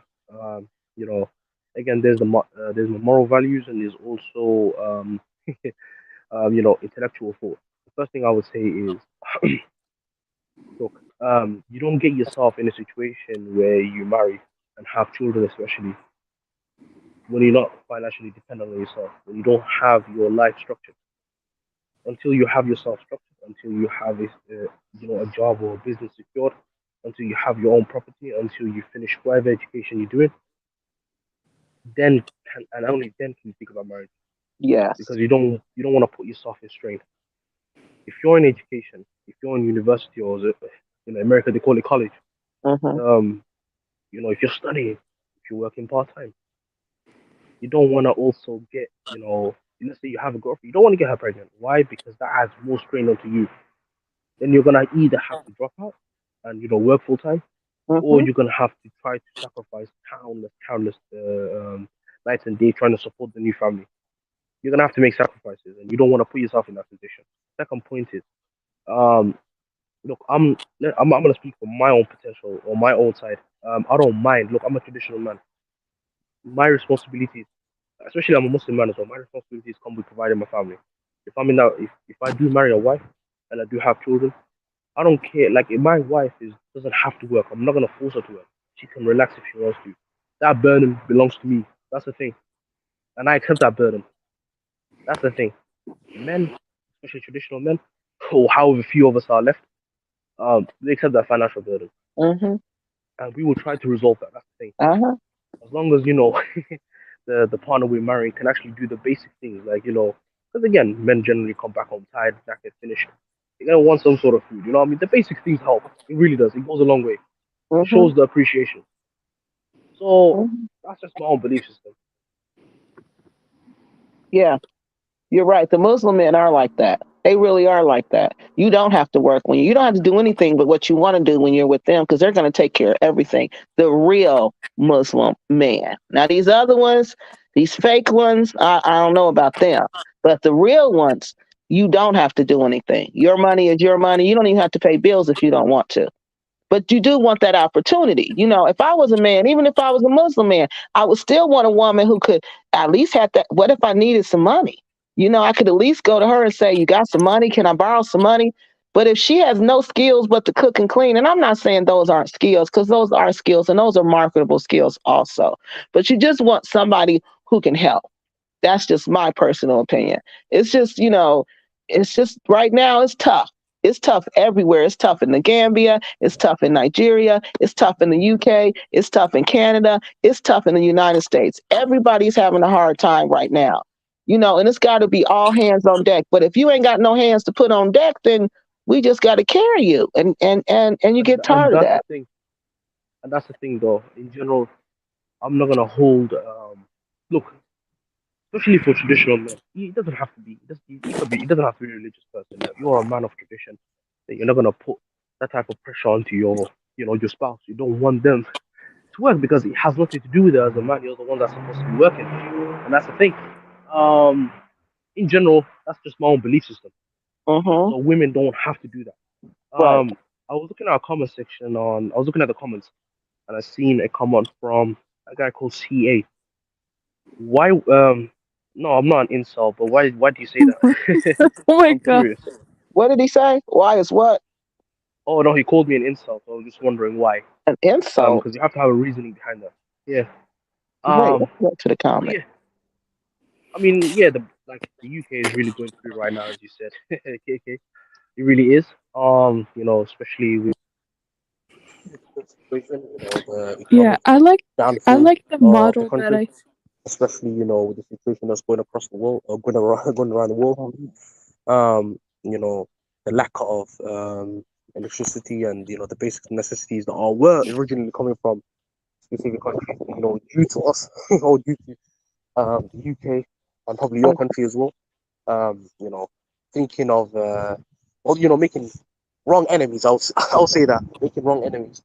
You know, it's become majorly harder for us, or Hmm. you know, marginally harder for the people to you know pay their bills, especially with the high standard of living nowadays.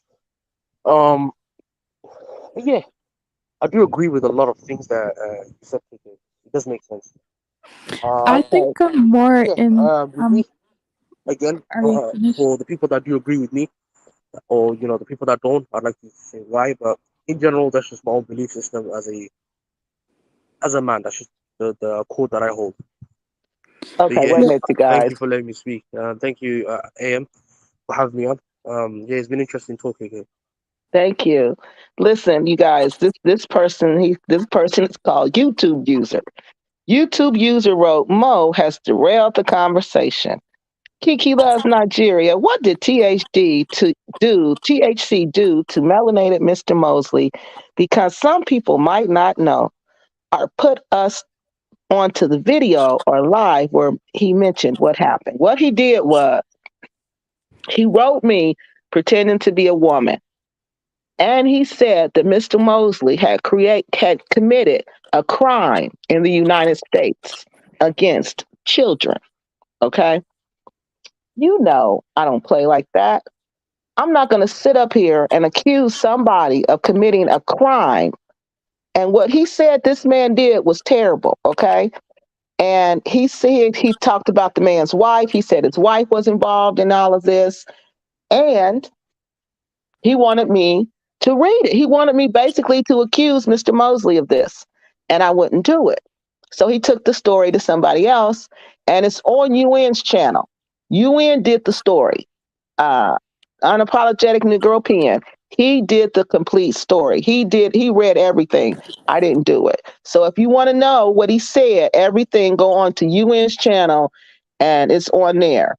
And what the person told me, why do I think you said why did they do it? I think you asked why did he do it? Uh, so why did I come up with why he did it? Okay, wait a minute. She didn't say why THC tried to frame Mr. Mosley. Is it because he is successful in the Gambia? I think that that might have been it because I couldn't figure out why because they were friends, remember? And they both came from California. So they seemed to be pretty close in the beginning. And everything that I got from Mr. Mosley was that Mr. Mosley was, you know, he was a cool dude. I never got anything, you know, bad from him. So I was just like shocked when he said it. And he never said why. The person who wrote me, who told me that THC was conspiring me to do this, the only reason they said he did it was because he was jealous of Mr. Mosley. So that's the only reasoning that I got from it. I couldn't understand why. I think what he wanted, this was something else that they said.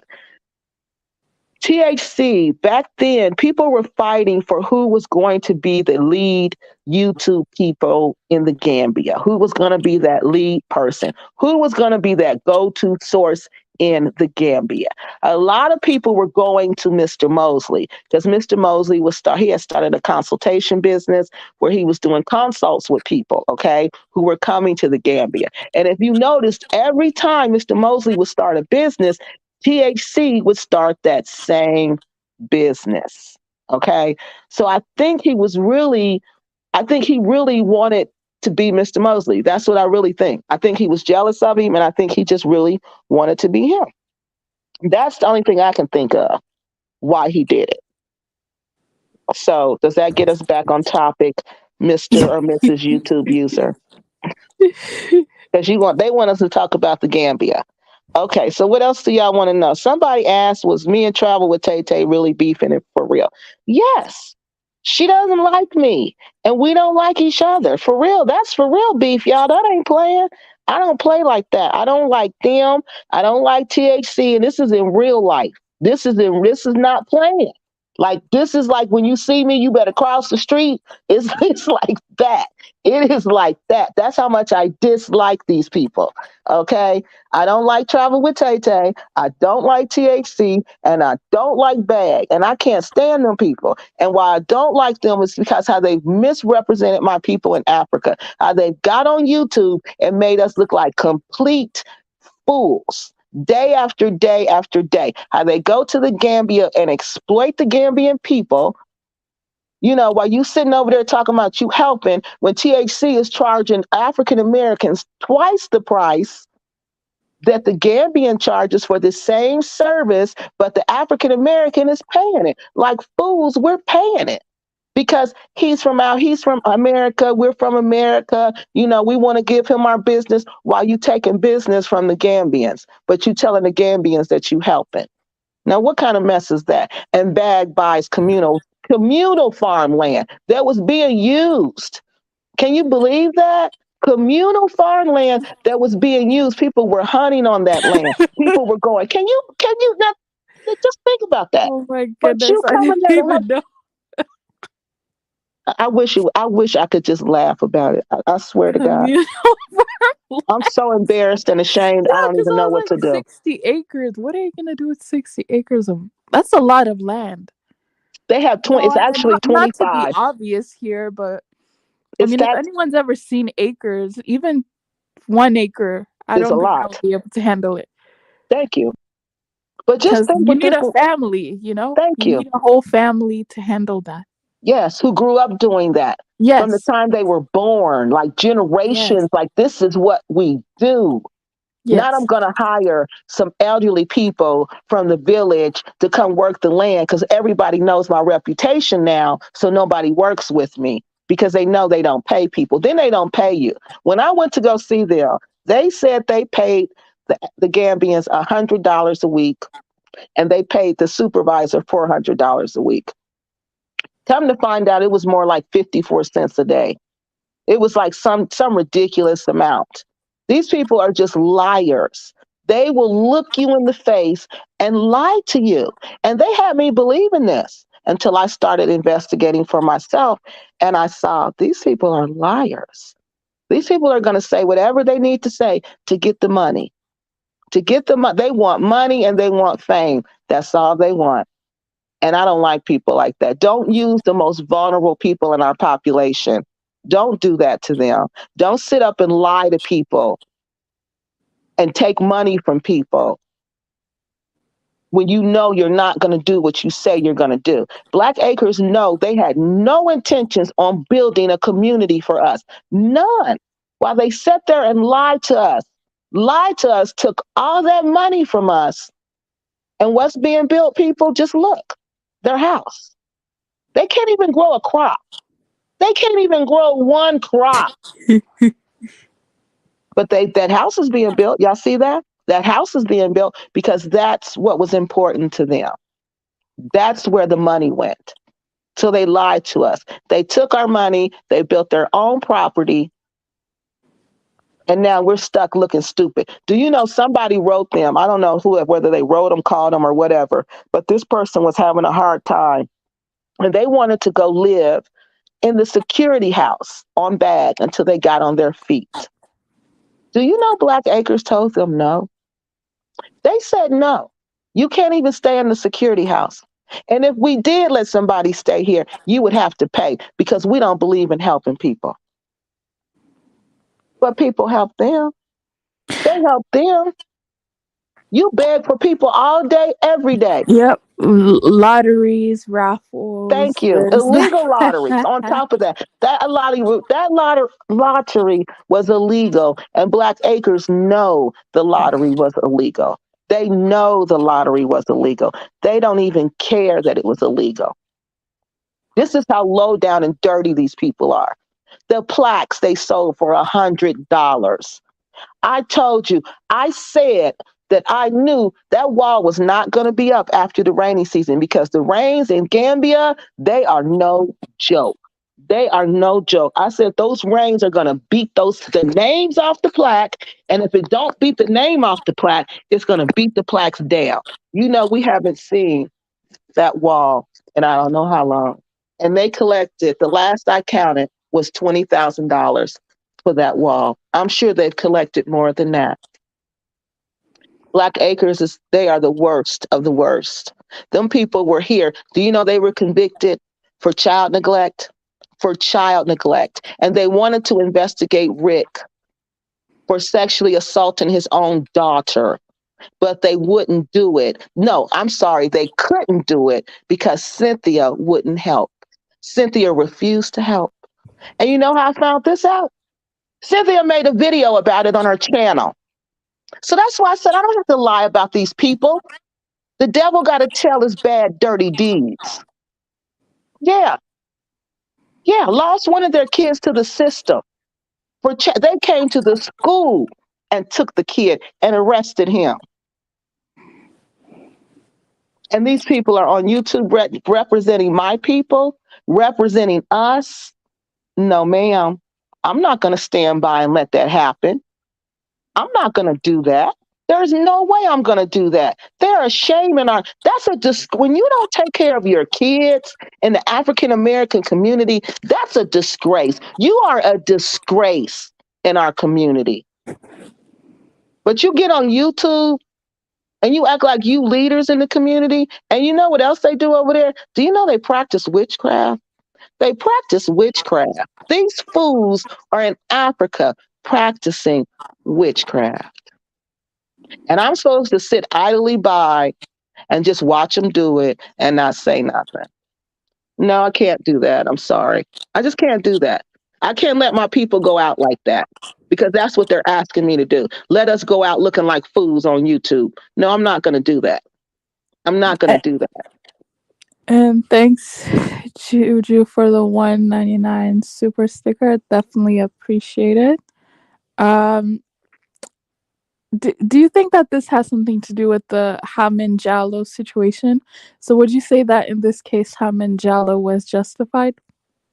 Yes, I feel sorry for him too. That's Yeah. another person they used. And you know, they don't understand. And those people are over there calling her mom. I'm looking at these videos and they're calling her mom. So that means they respect you. That means they have a high regard for you if they're calling you mom. And Yeah. you're cheating these people who barely have anything, you're cheating them. Are you kidding me? And they got mad at him because he went on Renee Marcus's channel. Are you serious? And told how he felt. So he's not allowed to do that. Says who? The colonizers in the Gambia? The KKK in the Gambia? Because that's what they are. Because you know they tried to fight me. They literally tried to fight me. My mind was blown. My mind was blown because I did not expect anybody to do that to me. I didn't expect that, not over videos on YouTube, because if you didn't do what I said you didn't do, you would simply laugh at me, number one. And number two, you would take me to court and get these videos taken down. You would do that.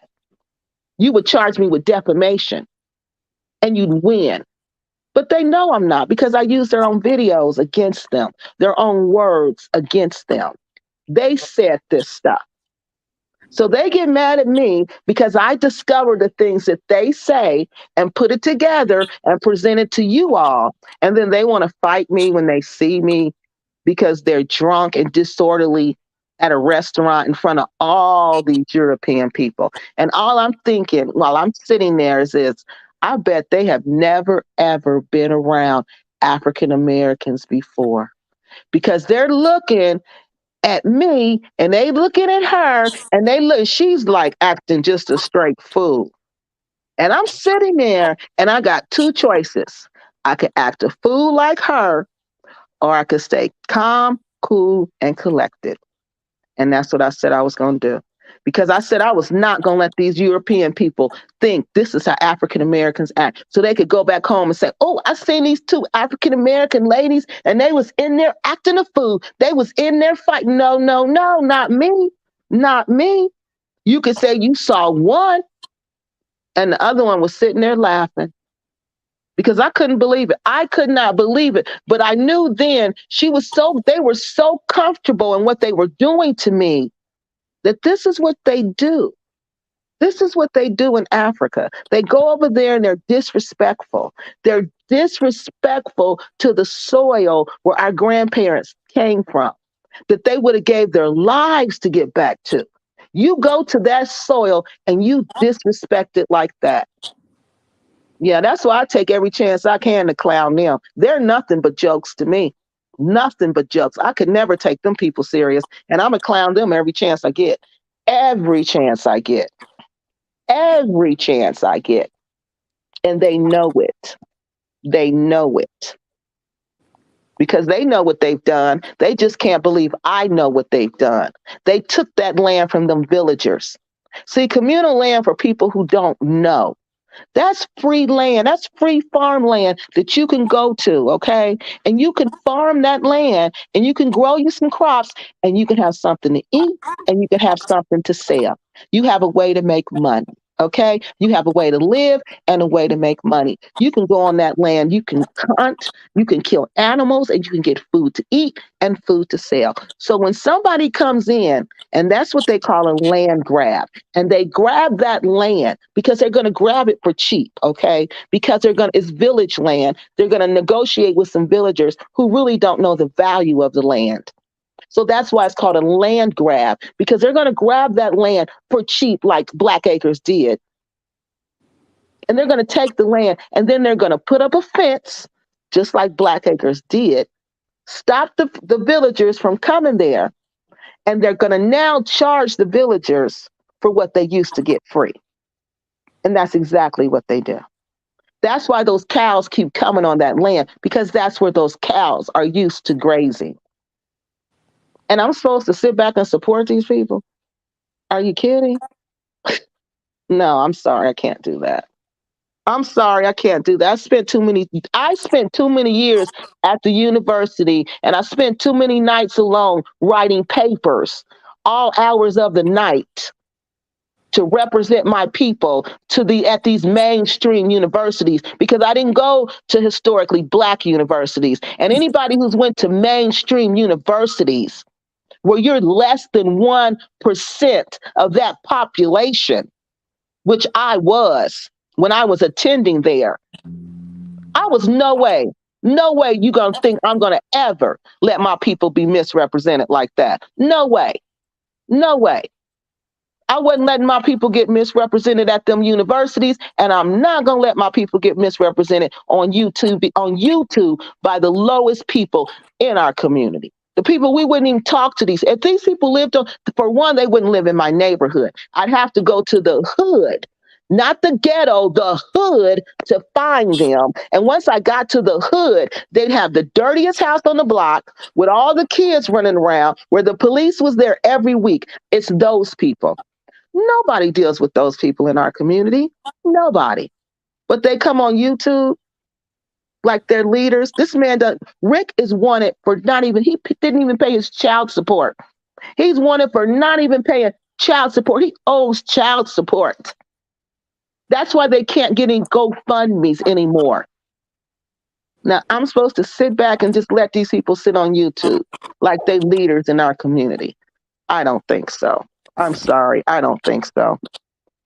They deserve everything I give to them. Okay. And I have more to give. So, Juju, thanks for the $4 super chat. She's saying, someone give me a breakdown of the topic. Oh, God. What is the topic? I guess the breakdown is that there is a community of African Americans who are in the Gambia, okay?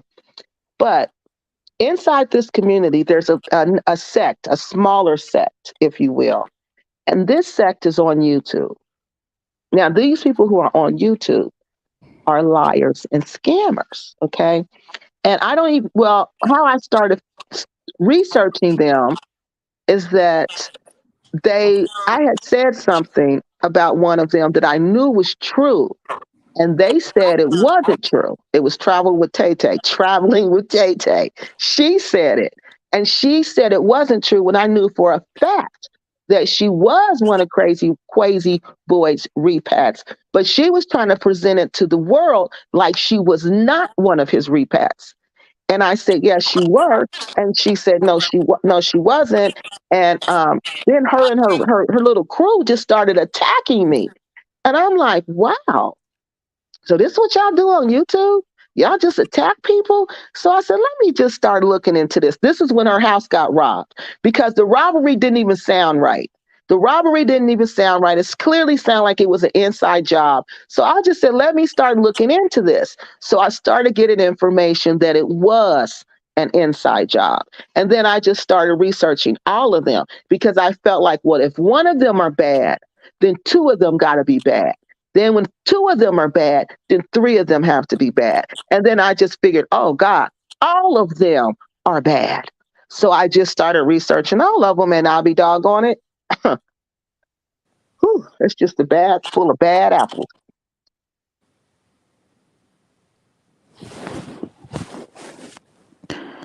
I mean, it was all just. I think it was just all a trauma trip and trauma bonding. And then after the good times were over, everything just came out Oh my and God, that's a exploded. good one. Yeah. So the good times were over, huh?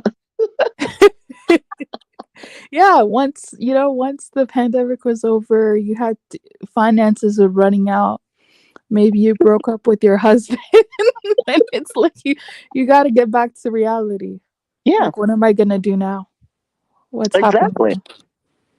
And then all these fake friendships, because a lot of these friendships we're both expats, we're probably close, we live in states that are close to each other, whatever. And then once they realize that you can't form a friendship on just base that, especially in the Gambia, it was just like, I don't need you as a friend anymore. Hmm. Exactly.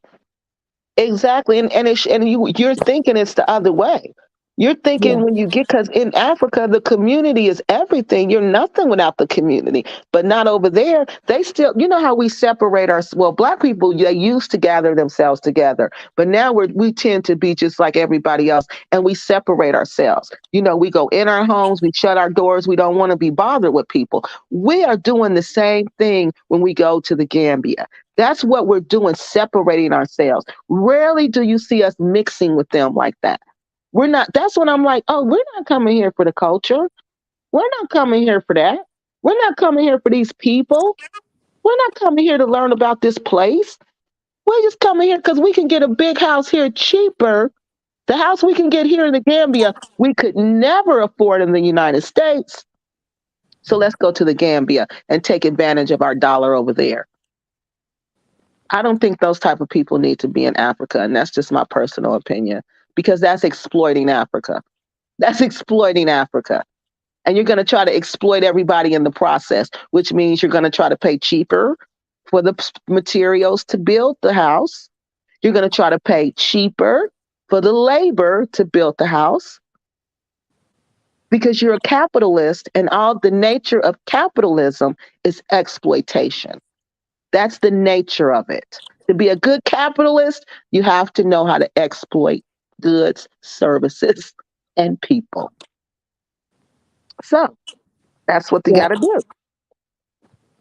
And I don't want to be that. I'm not trying to do that. And if I recognize that, you know, I'm going to say something about that. That's why me and THC fell out because that's another thing they do. Okay, you know, here, but I mean, it's nothing wrong if you like young, you know, you like young girls. It is nothing wrong with that. Okay. But, you know, here to get a young girl, you're going to have some money. And I don't mean under 18, y'all. I mean, you know, I call 20-year-olds young because that's like my kids' age. They can be my kids. So I'm like, 20-year-olds, those are young girls to me. For a man in his 50s to get a young girl, y'all know he got to have some money and he got to have some status. She's not just going to be with him because she think he cute. Because at first she ain't going to think he cute because he 50 years old. She going to think, ugh, that's weird that he like me. First thing she going to think that. Second thing she going to think is, does he have some money?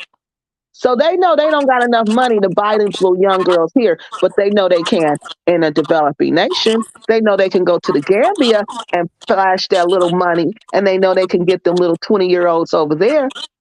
They know they can get them over there and to depend on them for every single thing, worship them. And then when they get tired of them, guess what? They gone. They back to America because I'm done playing like daddy in Africa. It costs too much. I'm going back to America where I can live cheaper. I ain't got to take care of everybody over there. I just can take care of myself. Yeah, when they get finished playing daddy, they gone. And that woman and her family still over there stranded. Stranded because they got tired of playing games. This is what we do in Africa. This is what we do in Africa. Here's a question here. What's your take on Blacksit? Did Blacksit rip off other expats? Did Blacksit uh did Blacksit cheat on her husband? 'Cause now, Oh my let god. me answer the husband first before I start on anything else, because I think that's a shame that these people are talking about her personal life like that, her husband and that whole situation. I don't know about that. And even if I did know if Blacks has cheated on her husband, if somebody sent me pictures and sent me videos, I would never release them. I would never do that because I don't do that. I only talk about what's public. What is public knowledge? Now, if she's pregnant, that's between who and the guy, whoever she pregnant by. That is not my business. If she cheated on that man, that is not my, because that has nothing to do with me or my repat journey or our repat journey. So I feel like we don't even need to discuss that. So I don't talk about it because I don't even think it's funny. People laughing at it, but I'm like, how can you laugh at somebody else's pain? That them two, Adrian and Miss Juliet, were in love at one time. They were doing things in the Gambia. They had a good life. And all of a sudden that's over. I can't laugh at that. Somebody's hurting. He's hurting and she's hurting. Y'all may not see it, but they hurting over that. They got a son. They got a baby. You know, lives are broken. So I don't laugh about that and I don't talk about that. So I don't know about that. And I just pray they all find happiness. Now, as for did she scam people? I don't know. People tell me she did, but did I ever research her? No, I did not. So I can't sit and say, like, I can tell you about the people I researched. I can tell you about VAG. I can tell you about Invest, Relocate Africa. I can tell you about Phoenix. I can tell you about uh, Traveling Tay Tay. I can tell you about them. I can tell you about the Happy Companion. But I can't tell you about her. I could tell you about Crazy Boy, but I can't tell you about her because I never researched her. I never did. Because this is why people kept asking me to, asking me to, asking me to. They even said I was scared to. But I said, Blackfit is from Great Britain. She represents the Great Britain people and the Jamaican people. Now, if she doing something wrong, I hold it on her people to go check her. I'm busy checking my people. I'm busy checking all 5, 6, 7 of these people at one time. Y'all can't get mad at me because I won't go over to Great Britain and get in their business. That's not my business. That's your business. If you're from Great Britain, that's your business. If you're from Jamaica, that's your business. What's his name? UN was doing he was on her. He was talking about her, and that's what I would always refer them to UN's channel because he always talks about her. That's his people. He needs to hold his people accountable like I was holding mine. So that's why I never, even Quasi wanted me to talk about her, but I'm like, no, that's not my mission. She's not my mission.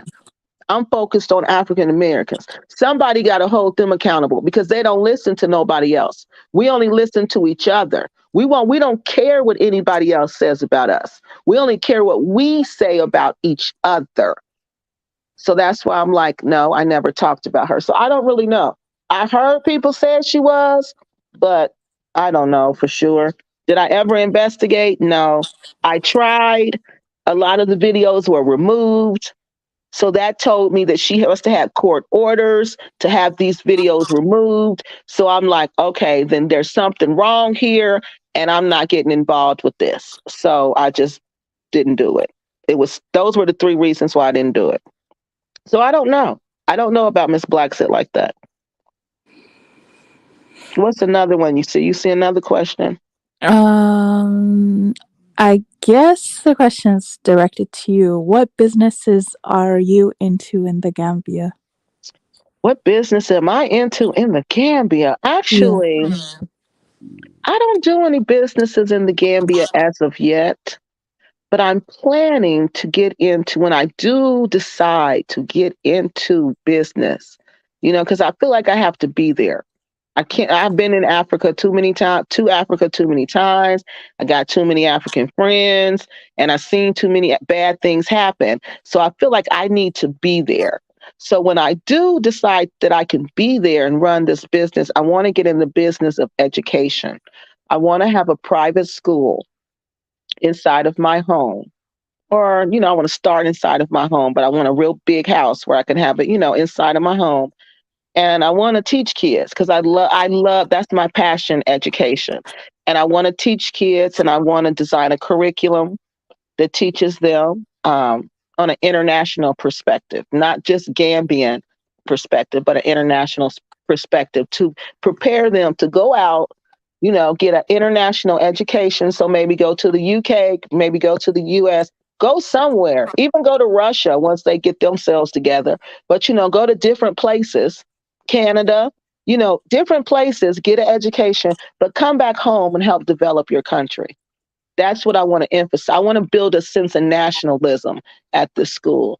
So that's the business I plan on doing in the Gambia. But until I can do it right, I'm not going to do it at all. So I've been checking it out. Each time I go, I check it out a little more, a little more, a little more. But I have to do it when I finally can say, go over there and be over there for at least 6 months, for the school year. I can stay for the school year, then I can come back home. So when I can stay for the school year, then I'm going to open it up. But that's what I plan on doing.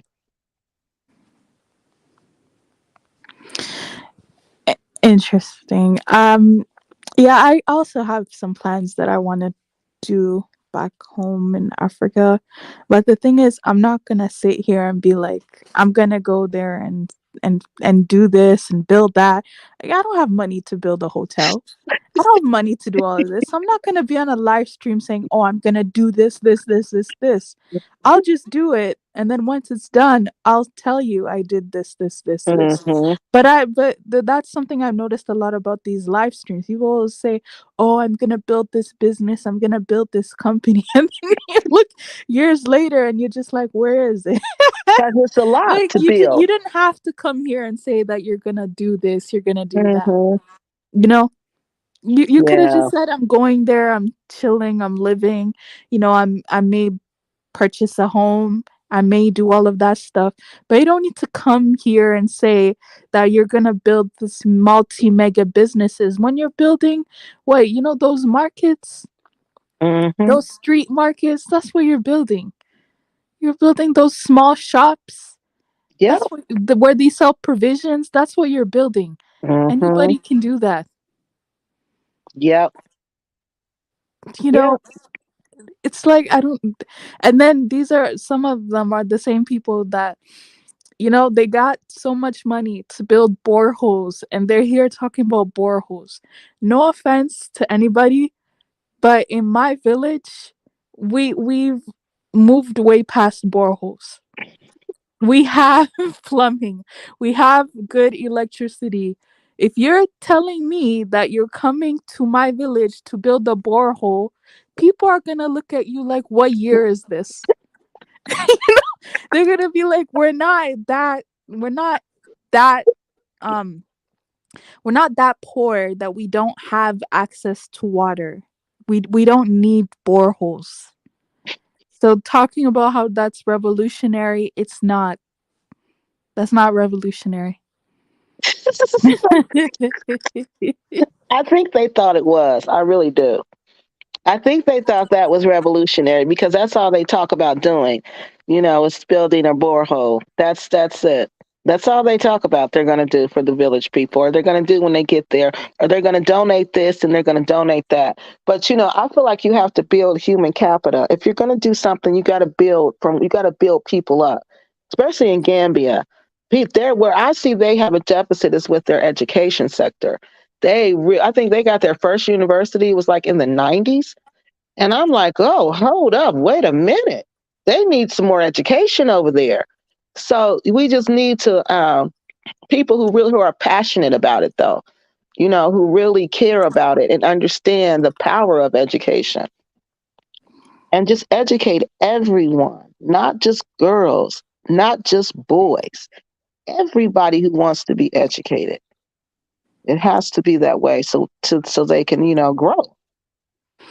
Yes, exactly. Because like I Uh, see Visionary Love was talking about the women working in the market, but nobody wants to work in the market. That's not really making a lot of money selling the things on your head. I want more for them than to work in a market. I want them to be able to do whatever they want to do. If they want to work in the market, then like my grandma used to tell me, then you own the market.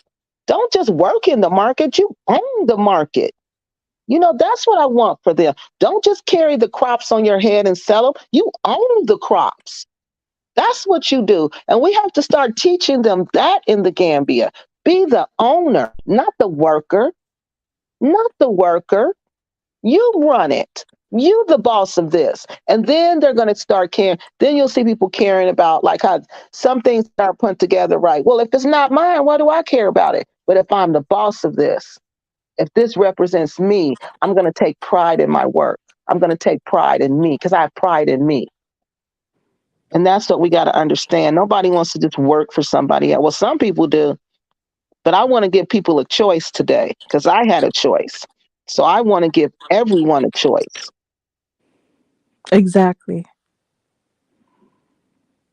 Mm, okay, there's someone here. I don't even know who this is, but there's someone here asking about Danita. Oh, what's that? Danita is a new story. What did they read? What did they say? Where's the comment? Can you tell us a bit about Danita's situation? Okay, Danita is the latest story that I'm working on. And Danita is from Ohio. She's from the same place I'm from. And Danita met someone, well, she was introduced to someone from Nigeria from a Facebook group. For one, let me tell y'all, these Facebook groups are dangerous. Dangerous. Dangerous. Okay? I said it 3 times. When my grandma said something 3 times, that meant it was extremely important. If you're in a Facebook group meeting Nigerian men, get out of it and block everybody. Take your pictures down, take everything down and pray. Get you some candles, get you some prayers, and get yourself praying. So let me tell you, Danita met this man from a Facebook group. Her friend was in a Facebook group. Met a man, she didn't know him. He just contacted her on Facebook from the group. So she thought he was nice. Of course he's going to be nice. They're all nice. It's the internet. So Danita was on Facebook ranting. This was during the pandemic, 2000 and I think 20, about how lonely she was. Okay. She had 2 autistic sons, twins. So she was tired. She was a single mother dealing with 2 kids with special needs, and autistic kids can be a handful. If you have never worked with autistic kids or dealt with autistic kids, then you have no clue what this woman was going through. She was going through it Oh, yeah, daily. no, they're really bad. Really, Yeah, really. yeah. They're going to do what they want to do. It's their world, believe it or not. The autistic kid runs it. It's their world. And just imagine 2 of them. And they're really strong. When they want something, they're very strong. So she's got these 2 autistic boys that she's dealing with. She's a single mom. So she's ranting about she wants to meet. She's tired of being alone. She's just tired of being alone. So some lady decides she wants to introduce her to a man she don't even know that she met through Facebook. And they're all on Facebook. So she introduces Danita to this man. Within, I believe, 3 months of meeting this man, Danita is calling this man her husband, and she's on her way to Nigeria to marry this man. She's never met this man. Okay. She met the man. She finally go to Nigeria. She meet the man. They get married. Now I'm doing a story about this right now. Okay. So I'm going to tell y'all to where we are in the story. So then she meets the man, but we notice things about when she's meeting the man. Like it's telling us signs that this ain't no for real marriage. Because for one, let me tell y'all, if an African man is serious about you, when you go meet his family, he's going to make sure that you're dressed very nice. It doesn't mean you have to be fancy nice like that, but you're going to be covered up. You are not going to be showing your thighs, your hips, your arms, your chest, none of that. You are going to be covered up. So we noticed in the video how she was dressed meeting his family. And I was like, this doesn't look right, because why would he take her to meet his family and she's not covered up? And he didn't tell her to dress appropriately. More importantly, he didn't correct her. And usually if an African man doesn't correct you especially about something cultural like that, they don't really care about you. That means they don't care about you and they ain't serious about you. They just going through the motions. They just pretending. They just playing a game and they want you to play along with them. So I'm like, wait a minute. So we noticed that. Then we notice nobody's there but the mother. He don't meet nobody. She meets nobody in this man's family but the mother. Don't ever do that, ladies. If an African man and you in Africa and you in his village and you in his hometown and all you meet is one person and you meet him at the hotel where you staying, you don't go to the village house, you don't go to the family house, you don't meet about 20 people at one time, then that's not right. That's not real. That's a game. So all Danita met was this mom, just the one mom, nobody else. All right. She married a man. She do all this big hype up to the wedding, but the day of the wedding, all she posts is one thing, says she married. All right. She come back to the United States. She go through this big depression. This is the part we at now. She goes through this big, huge depression. And then she goes back to Nigeria. And 2 weeks after she gets back to Nigeria in 2022, she is dead. She is dead. She has her 2 sons with her, and she is dead 2 weeks after she went back to Nigeria. So I skipped over a lot of stuff because I'm still developing the story. And to get the story, I'm going through her videos because she has a huge social media footprint because she documented all of this. She documented all of this for us to see and for us to learn from. So I've been going through all these videos. And what I've been noticing is that this woman was going through an extreme depression when she came back to the United States. An extreme depression. Now, why she was going through the depression, I don't know. I haven't figured that out yet. It could be because she was just leaving Nigeria. And sometimes when you leave Africa, from that sunny, warm climate, you go through a depression, or it could be a medical reason, or it could be a witchcraft reason. We don't know. We don't know. We're only trying to figure it out. But in the meantime, her husband, he has contacted me on YouTube. I gave him the opportunity to come on my show, to tell his side of the story, but he hasn't responded yet. So maybe he'll come on there and tell us what happened so we don't have to speculate. But the boys are back. The embassy got the boys back. I found out that her body she wasn't buried for like 4 or 5 months. So I guess they were, trying to figure out what happened to her. So I'm just going through everything, trying to just, get the story together and present it to everybody on YouTube. So that's who Danita is. She's somebody who fell in love with the wrong person and it cost her life.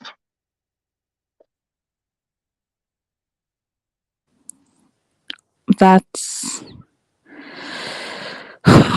man, crazy. I know. That's so sad. Mm-hmm. It's real sad. It is real sad.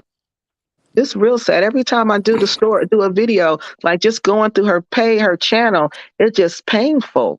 It's just hurtful because I know that this woman trusted him, just trusted him with her life. Because every time you go see a man in Africa, you're trusting him with your life. Yeah, you are. And then she gone in 2 weeks. And they're saying, it's different things. It could be this, it could be that. But we don't know what it was. We don't know what happened. And if you're sick with a Why would medical, anybody be? no, go ahead. Why would anybody what? No, because I'm like, why would the guy who did that? What would he gain from that? It doesn't make sense. Well, in Nigeria, there's a big thing called money rituals. Okay. Mm. It's a big cultural thing. And the government is trying to fight it and bring awareness to people that it doesn't work. But people believe it and they're blaming it on Nollywood because Nollywood is really big. I mean, I love Nollywood. Okay. Nollywood talks a lot about the culture there, but TV, it glorifies things. It makes it more than what it is. Okay. You can't take it. It's like a stereotype. It's some truth in it, but it's not as truthful as people if they're making it to seem. So the government feels like Nollywood is making it seem like these ritual murders are working and that people are truly becoming rich from it. So these people are doing it. They're really killing people for thinking they're going to get money.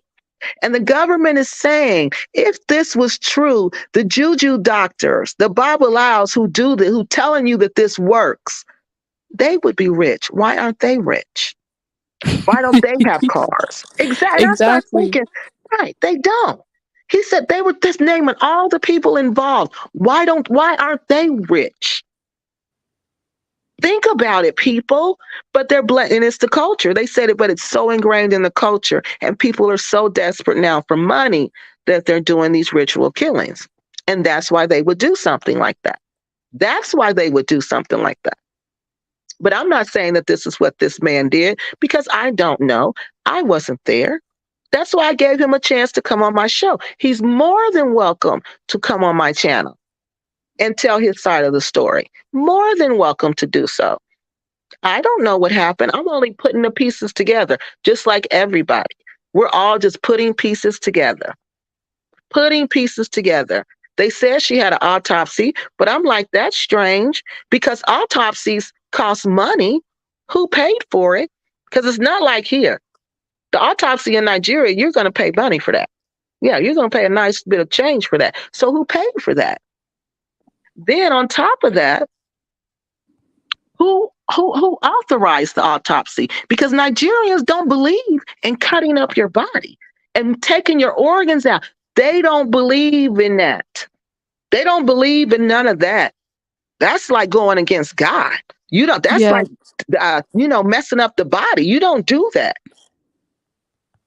So I don't believe there was they claim it was an autopsy, but I don't believe there was an autopsy. I don't believe that.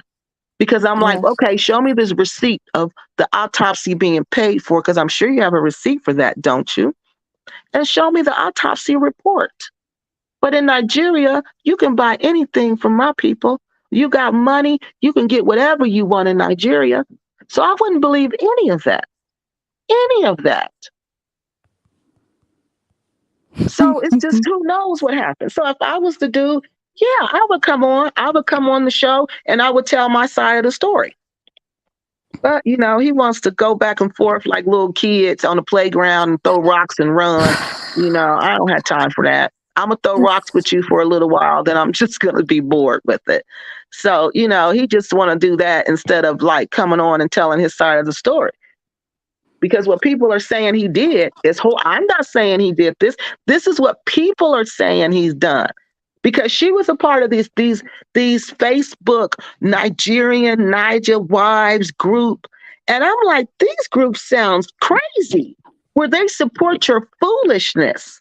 Your foolishness. Because somebody should have stood up and said, and I'm sure they did, but not in this group. Because I was in one of these groups to be nosy, okay? Because I heard things was going on inside of these groups.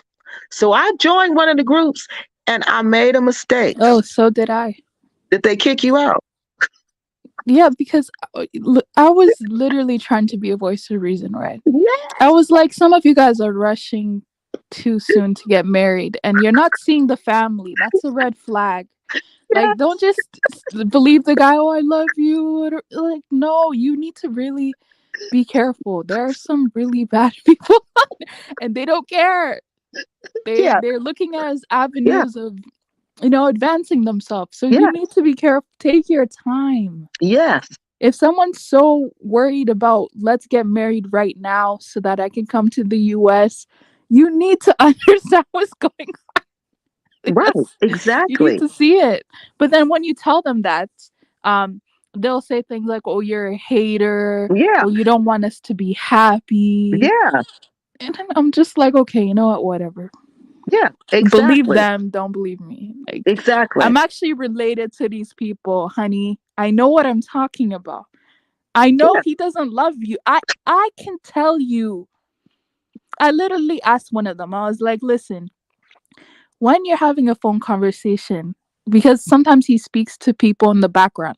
I'm like, just let me listen to what he's saying in the background. Because I could tell you who he's speaking to in the background. If he's speaking to his mm-hmm, mom, aunt, brother, other mm-hmm, wife, like I could yeah, tell. Let me eavesdrop so that I could tell you if this is real or not. But I don't know. They just get offended when you say things like mm-hmm, that. So I'm just like, okay, never mind. yeah. It's They're cool. gonna kick you out. That's what they did to me. They kicked me out the group. They They kicked you out blocked the me and group. everything, and I'm like, okay, well, whatever. They are just they want to make excuses for their limitations, so I'm just going to let them. You just want to be blinded. They probably, but them men probably put a binding spell on them because one of the groups, do you know it was run by a Nigerian man? His wife was running the group, but she gave like all the information to her Nigerian husband, who's now running the group. So these women don't even know it's this Nigerian man that's running the group that they're telling all these stories to. Yeah, they don't even know it. That's the group I got kicked out of.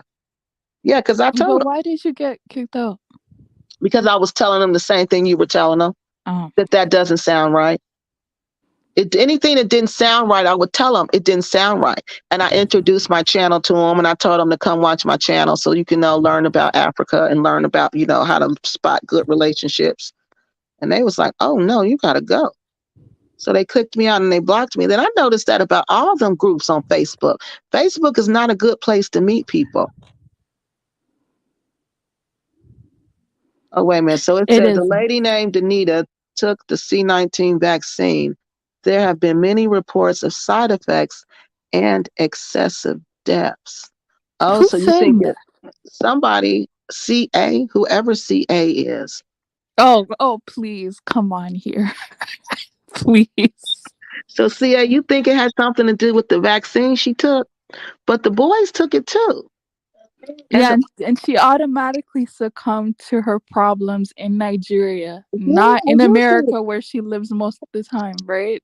and it Come seems on. like it would happen like right after you take the vaccine, you have to sit there for a little bit, and they look at you, and it seemed like if she would have had reaction to it, seemed like it would have reacted right away.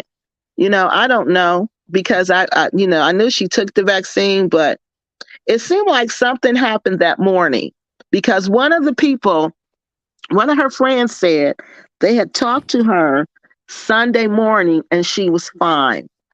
They were talking about her son and his career goals. And something, I was watching her funeral, you guys, and this was really something the little boy said, because you remember they autistic. And he said something just so, so sweet that just, I'm going to always remember that. He was on the phone and he was talking about his mom. And he said, I really loved her and I was really close to her because she never judged me. He said, I like to play with dolls and she never made fun of me and she never judged me. And that really touched my heart. That really touched my heart because I said, that's how we're supposed to be. And that's how she got in that relationship because she didn't want to judge him. She wanted to keep an open heart and she wanted to see him for who he was. And when she finally saw it, it probably was too late. It probably was too late. It probably was just Yeah. too late. Yeah. Mhm. Okay. CA says it sounds like some secret African society. Yeah.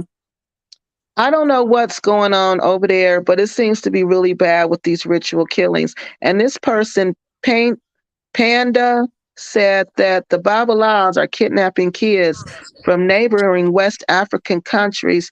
Too much folks are coming up missing in West Africa due to this ritual stuff. See, that's what the government was saying, that people are believing it and they're not thinking. They're like, come on, if it really worked, these people would be rich.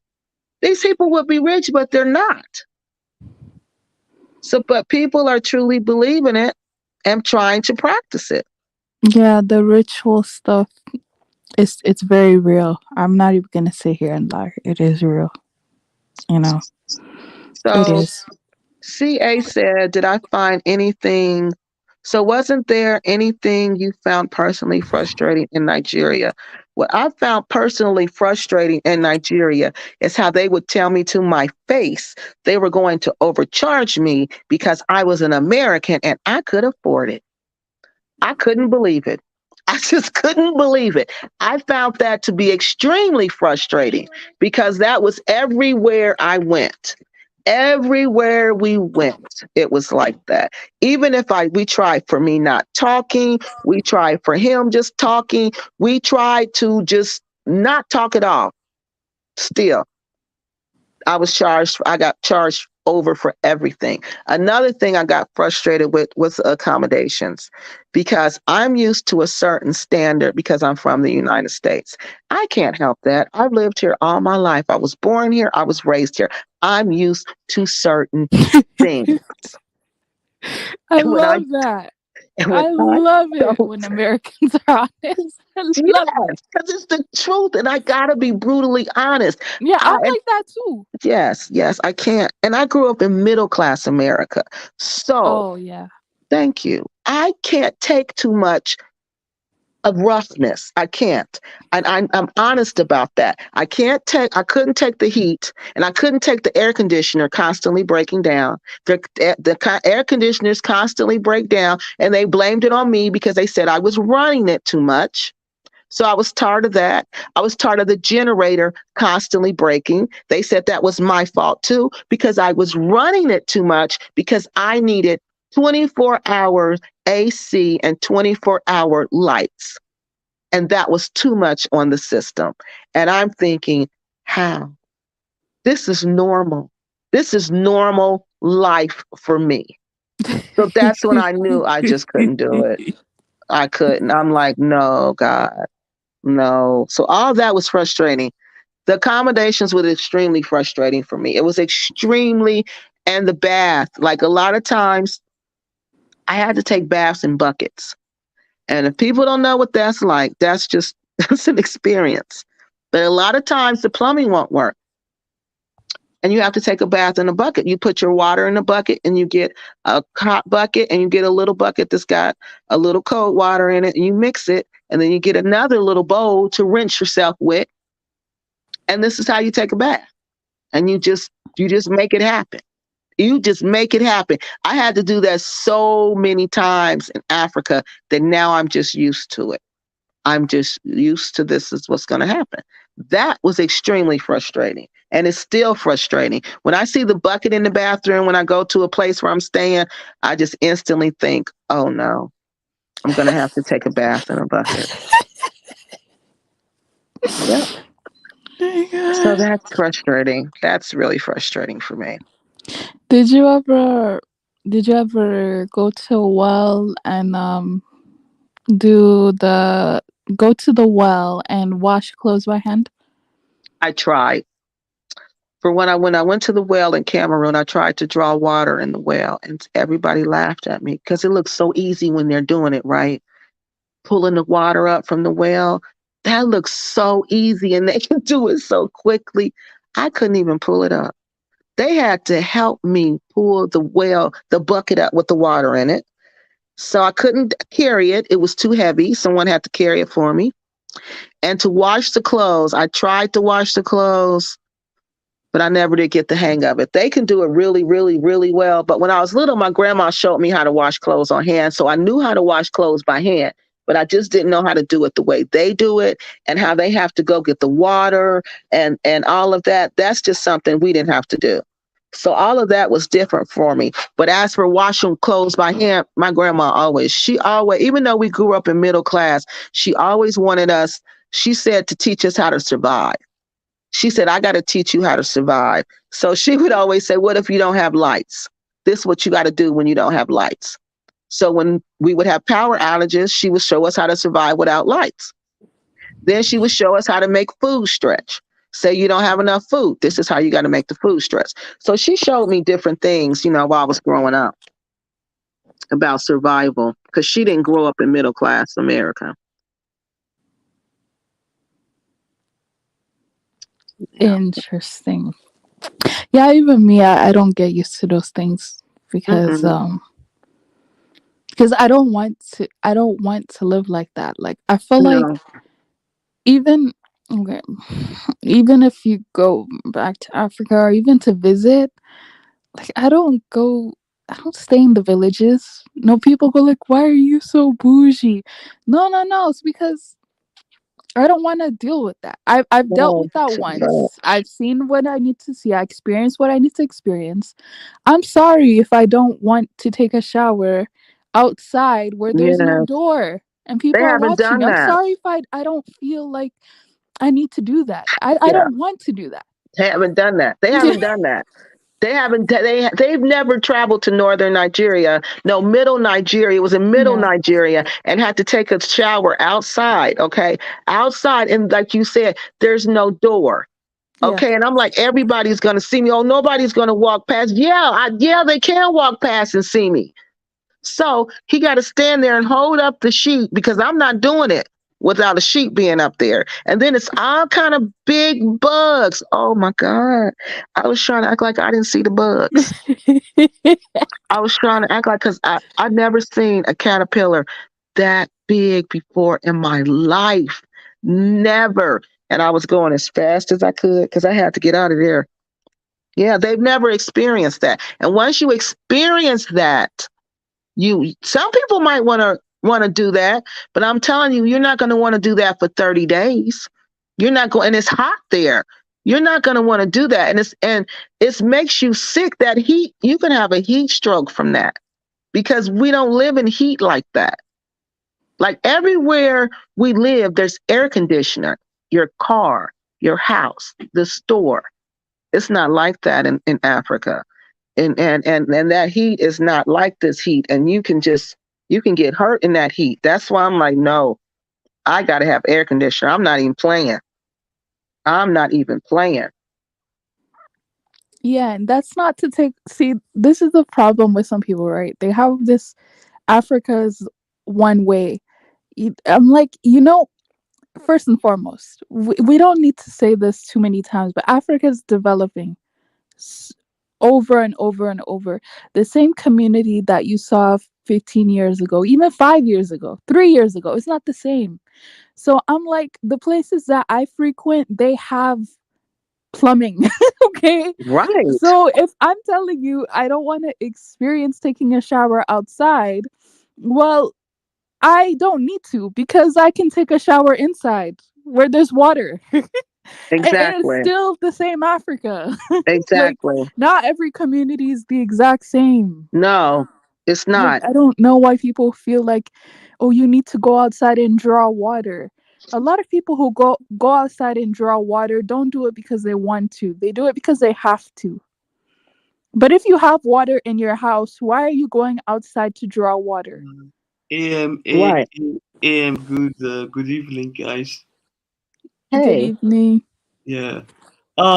Kiki, can I ask, when you were in Nigeria, where did you stay? Which state did you visit? Oh, when I was in Nigeria, this is what I do.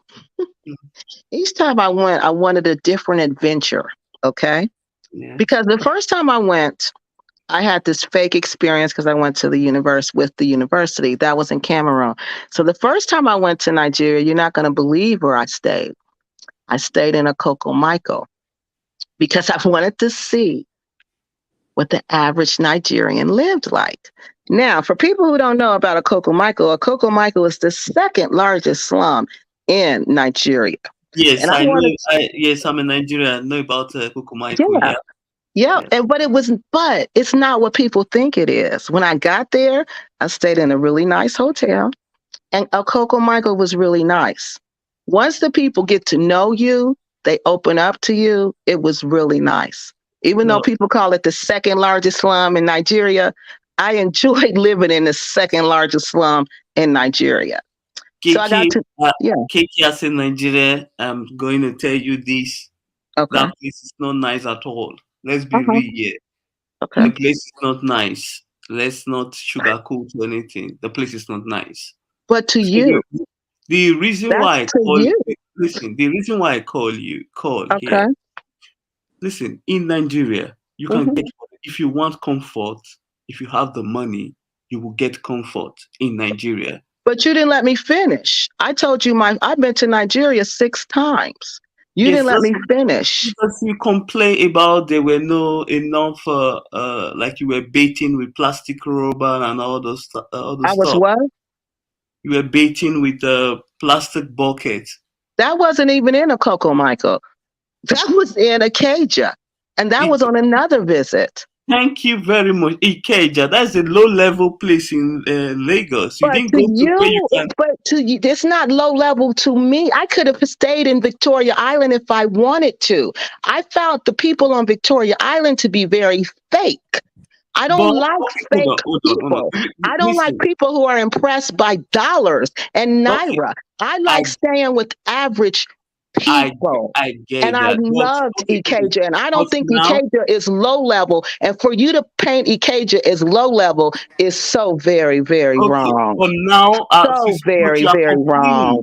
You are complaining about the service. I'm telling you, if you want to get a great service, there are places you So can you're you trying can to go tell me to. that no, that's not true because in Victoria Island they have floods.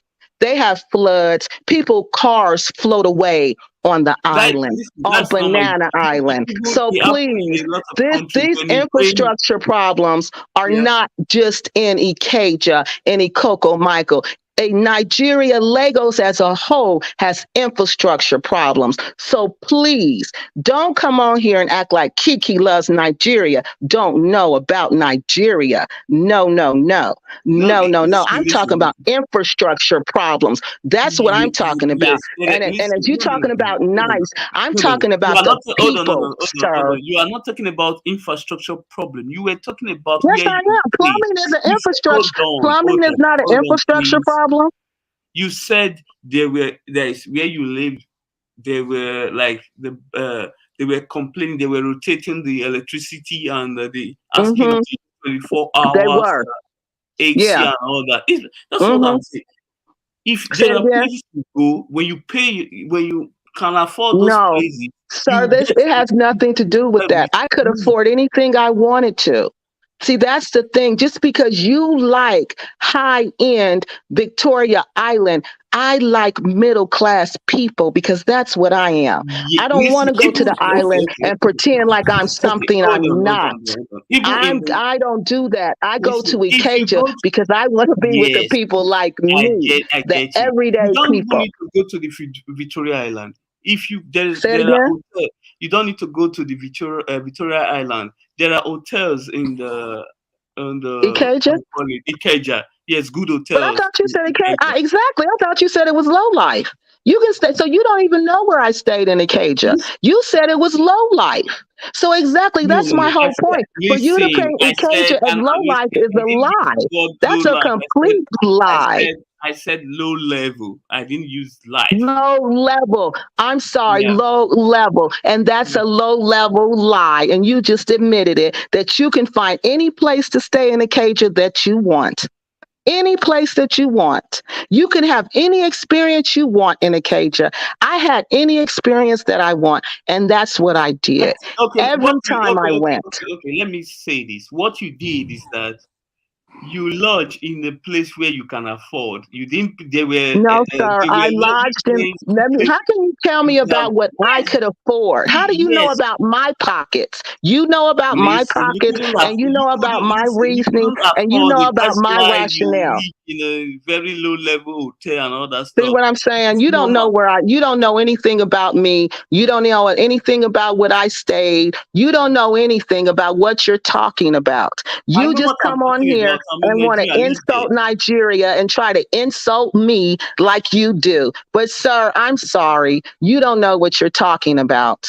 You I don't know have a what I'm clue talking what you're about talking because you about. can't just come and complain. Then I said, okay, there are options. There are places you can Exactly. go. And you know You what? will I've meet stayed in best of really the best expensive people places, who and you come here to still have the complete. same infrastructure problem. You You still have understand? the Okay, same infrastructure thank God. problem. I Yeah, get You what you still mean. have problems with lights. You You don't still like have the problems. village lifestyle, which is good. Me too. I don't fuck with those. I don't fuck with village lifestyle in Nigeria. Okay, here I don't do that. I go to places where I can get 100% comfort. You understand me? So why can't that be what I want to do? All it Why can't that be what requires I want is to do? if you But pay for I this have to service, show in you get low the service. level places because I can't afford it. And you don't even know my real name, but you know yeah, about my no, economic UFC, no, status. UFC. There's there's actually people who want to see the real, or Thank you. as they call it, the real Africa. Thank you. They want a village experience, because over here, right, you can't Then get that experience over I here. get that. They You don't come can't get online and goats complain running as in the if street. You can't get like that the over whole here. place is just like that. What I'm Hmm. saying, if you go to those places where there are not adequate infrastructure, you manage those places. You don't come online and complain about it. You understand me? But she Excuse wasn't me. complaining. She was actually just saying, okay, I don't think she was complaining. She was just giving her experience on what Thank she went you. through. But she was also Mhm. saying that because she experienced it once, right? She doesn't need to experience it again and again and again and again. It's not something that she would want to do all the time. Like, it's just something that happened once, type of Thank you thing. very much, AM. You see, just like she said, Okukumaiko is a very beautiful, like a nice place. I said, no, that place is not a nice place. To If, you, to uh, you, it's not nice. To it's not you, a nice you place. think it's because you find no beauty in the slums. But guess what? I find all beauty in the slum. I can No, go anywhere and find I beauty. don't, Okay, I no, can go anywhere and find I don't beauty. find any Okay, beauty in that that's the place at difference all. between me and you. The Okay. government need to do something and change the situation there. So that there's nothing to be proud of in that place.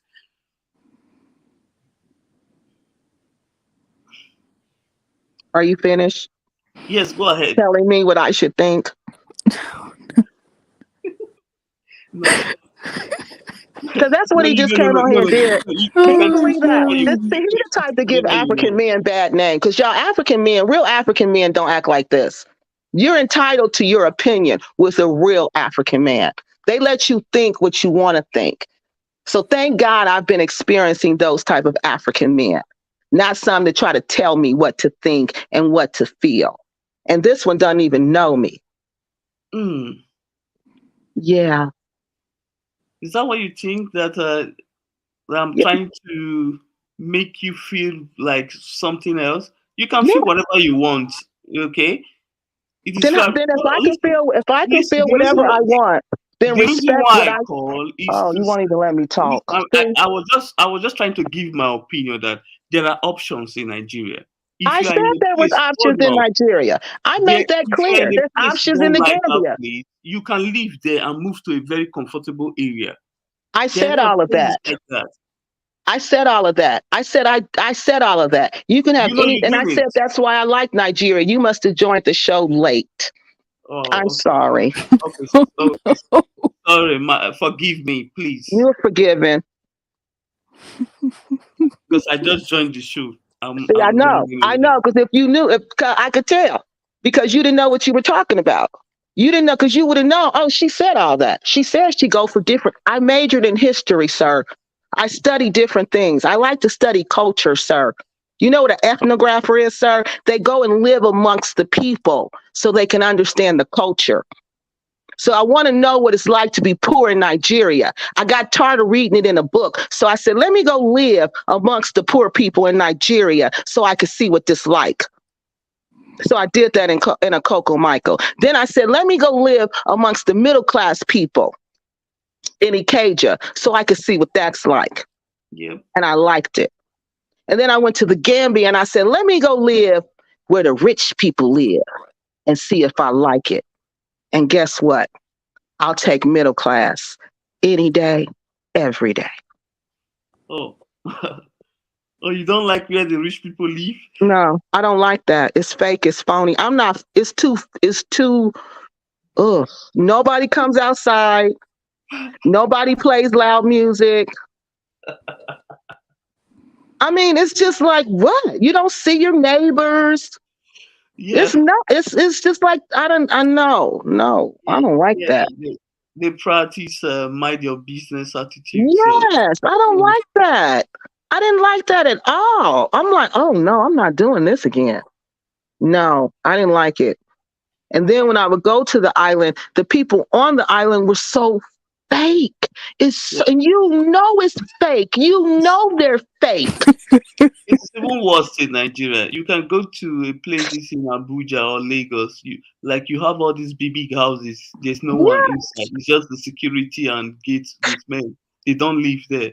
no, It's just no, like no. It's just sad, and I just can't live. I don't like it. I don't like that. I'm not flashy.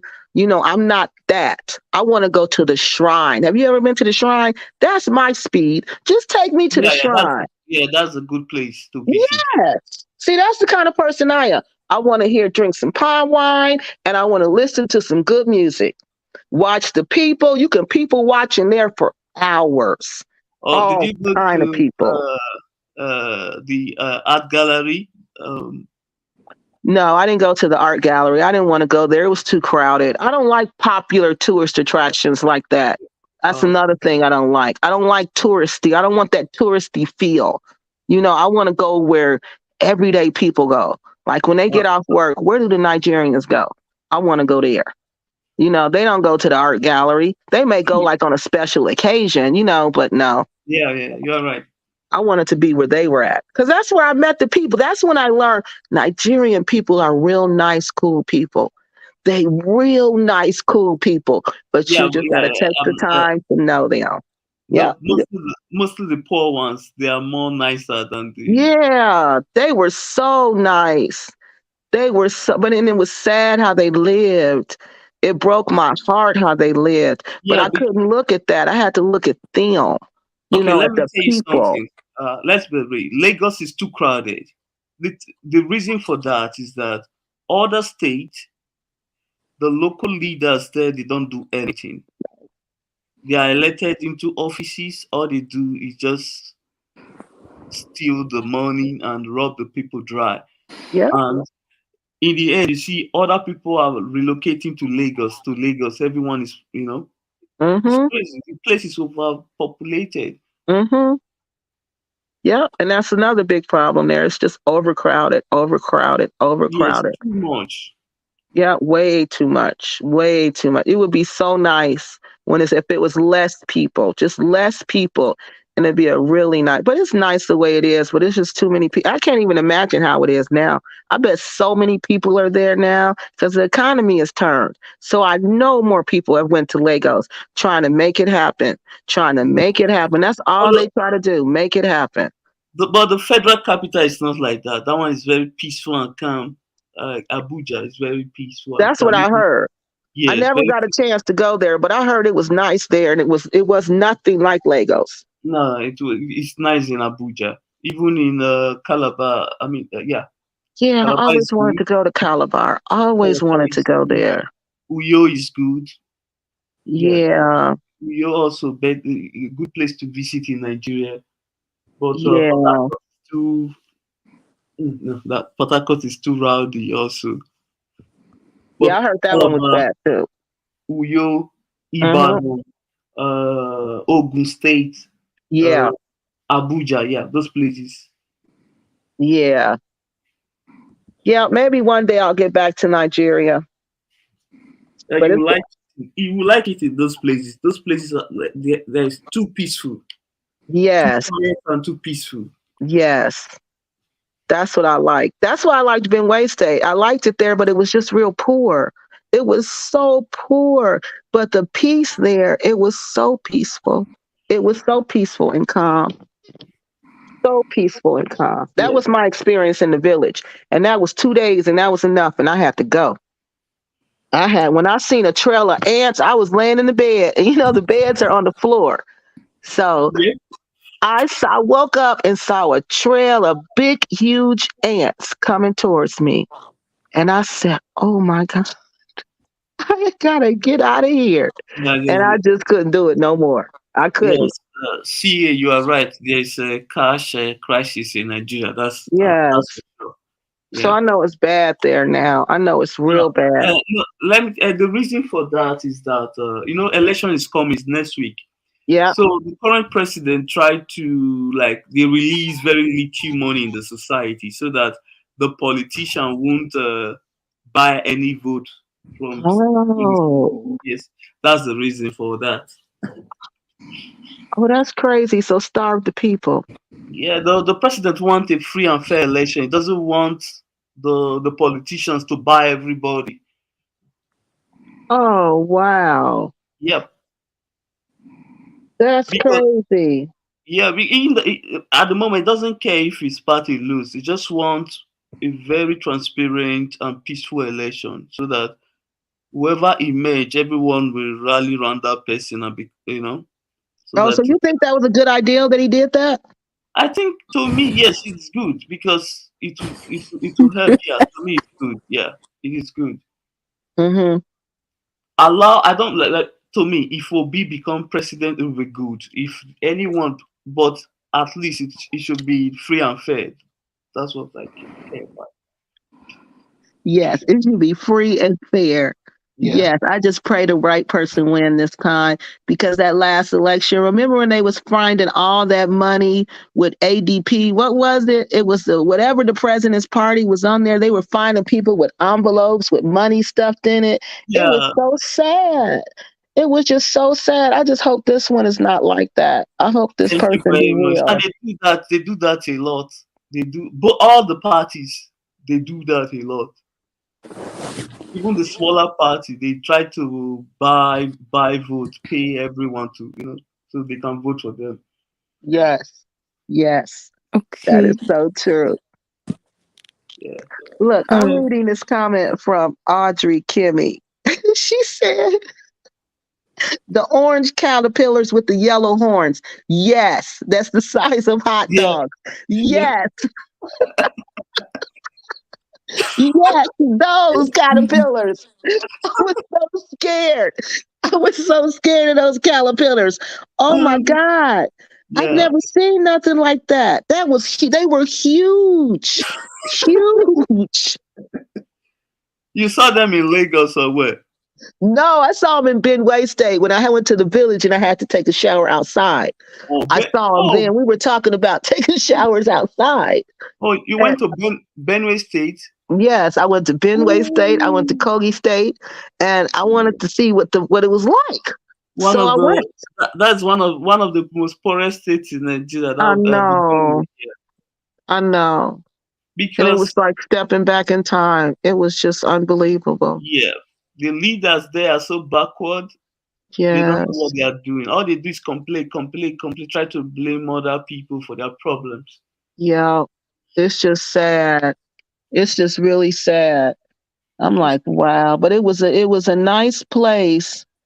The people were nice, but it was just like you said. You just had to get out of there. You couldn't mhm. stay there for long, you know? Yeah, It was like, and then I couldn't, another thing that was strange, like I like to talk to the kids. I couldn't talk to any of the kids. You okay. couldn't say hi to people's kids because they were scared you were going to kidnap them. Can you believe that? No, no. In Benue, I don't think there issue of kidnapping in Benue. Was an issue? But most the issue of kidnapping issue normally happen in the north and Yeah. in the southeast, but in Benue, I don't. Okay, yeah, Benue is close to the southeast. So Yeah, I what do you guess. think it was? Because he told me that you don't talk to him because the people are scared of kidnapping. Oh, But I could not talk to them kids. If I talked to somebody's kids, they was looking at me like I was crazy. And I oh, was like, oh God, maybe okay. you were around some of these people they don't go to so they are uneducated so maybe they don't understand what you are saying so Yeah, they didn't. You're right. They yeah didn't. because Because I was speaking North American English. okay And you you're see absolutely right. That's why they were looking at me like that. Now that I think about it, they probably thought I was crazy. yeah Oh my goodness. maybe if you know how to speak pidgin English that would have been Yeah, that would have I been would nice. understand you yeah That would have been helpful.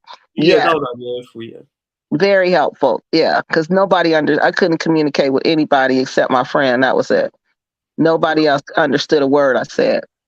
yeah Nothing. it's there's one popular musician, Two Face is from that state, Benue Mm-hmm. State. Yeah, Yep. Yep. He sure is.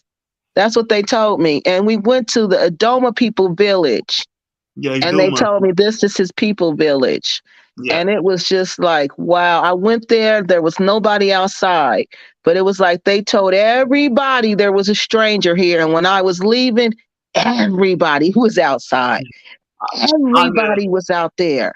they And they share were looking at me. Oh, it was crazy how they were looking at me.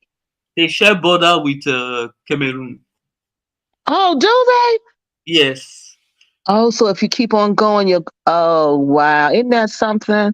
yeah, I didn't even know that. That was even nothing but God. Because I'm okay, most of my DNA comes from Cameroon. I mean, Nigeria. The other country is Cameroon. And yeah, that was the first country I went to. even And some that of even some of the Idoma people are from they but Cameroon. yes they are That's still why in Ghana. they look Cameroonian. You're right. They look like Cameroonian people. Yeah, yeah, Because Two Face look Cameroonian.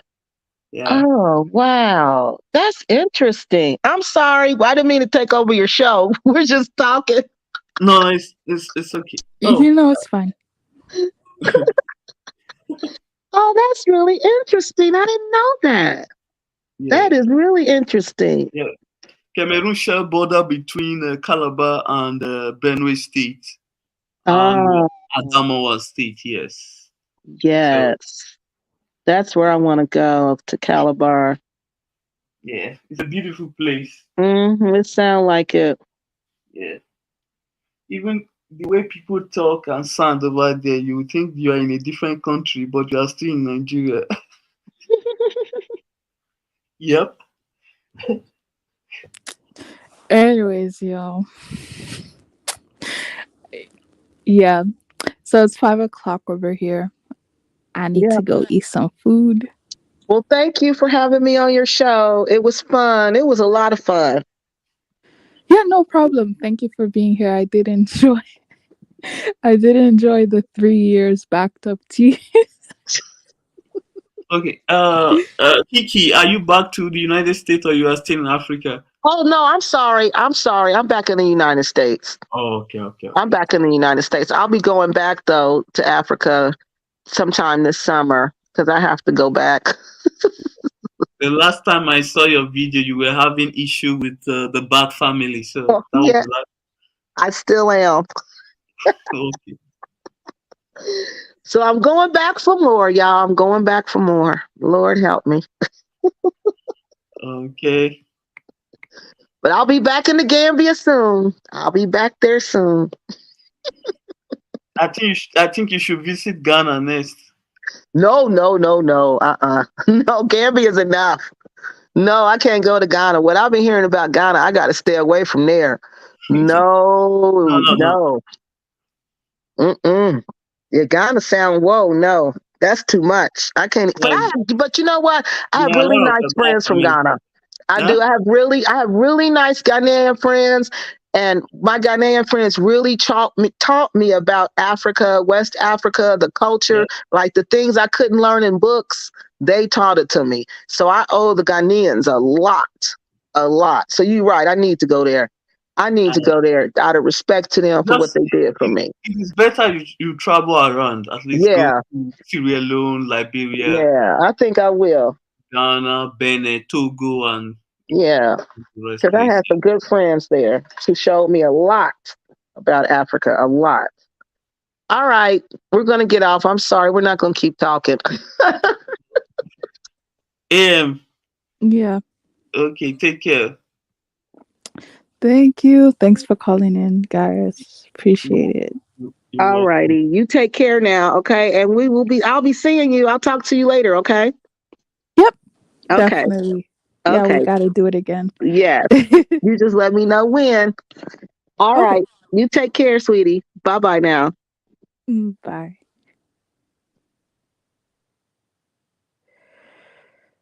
Okay, thank you. Thank you. Yes. So Kiki Loves Nigeria does have a channel. Let me find the link. If you guys are really interested in this expat drama beef, there's a lot of stuff in here. Let me link the channel.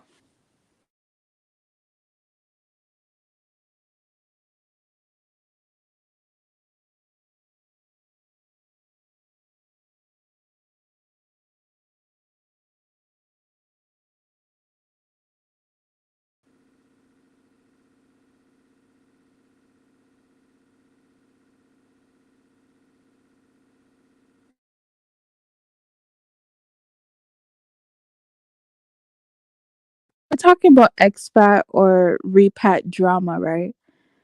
I'd say Ghana's kind of dry. Like this, there's stuff that happens in Ghana, but people don't really have channels to talk about it.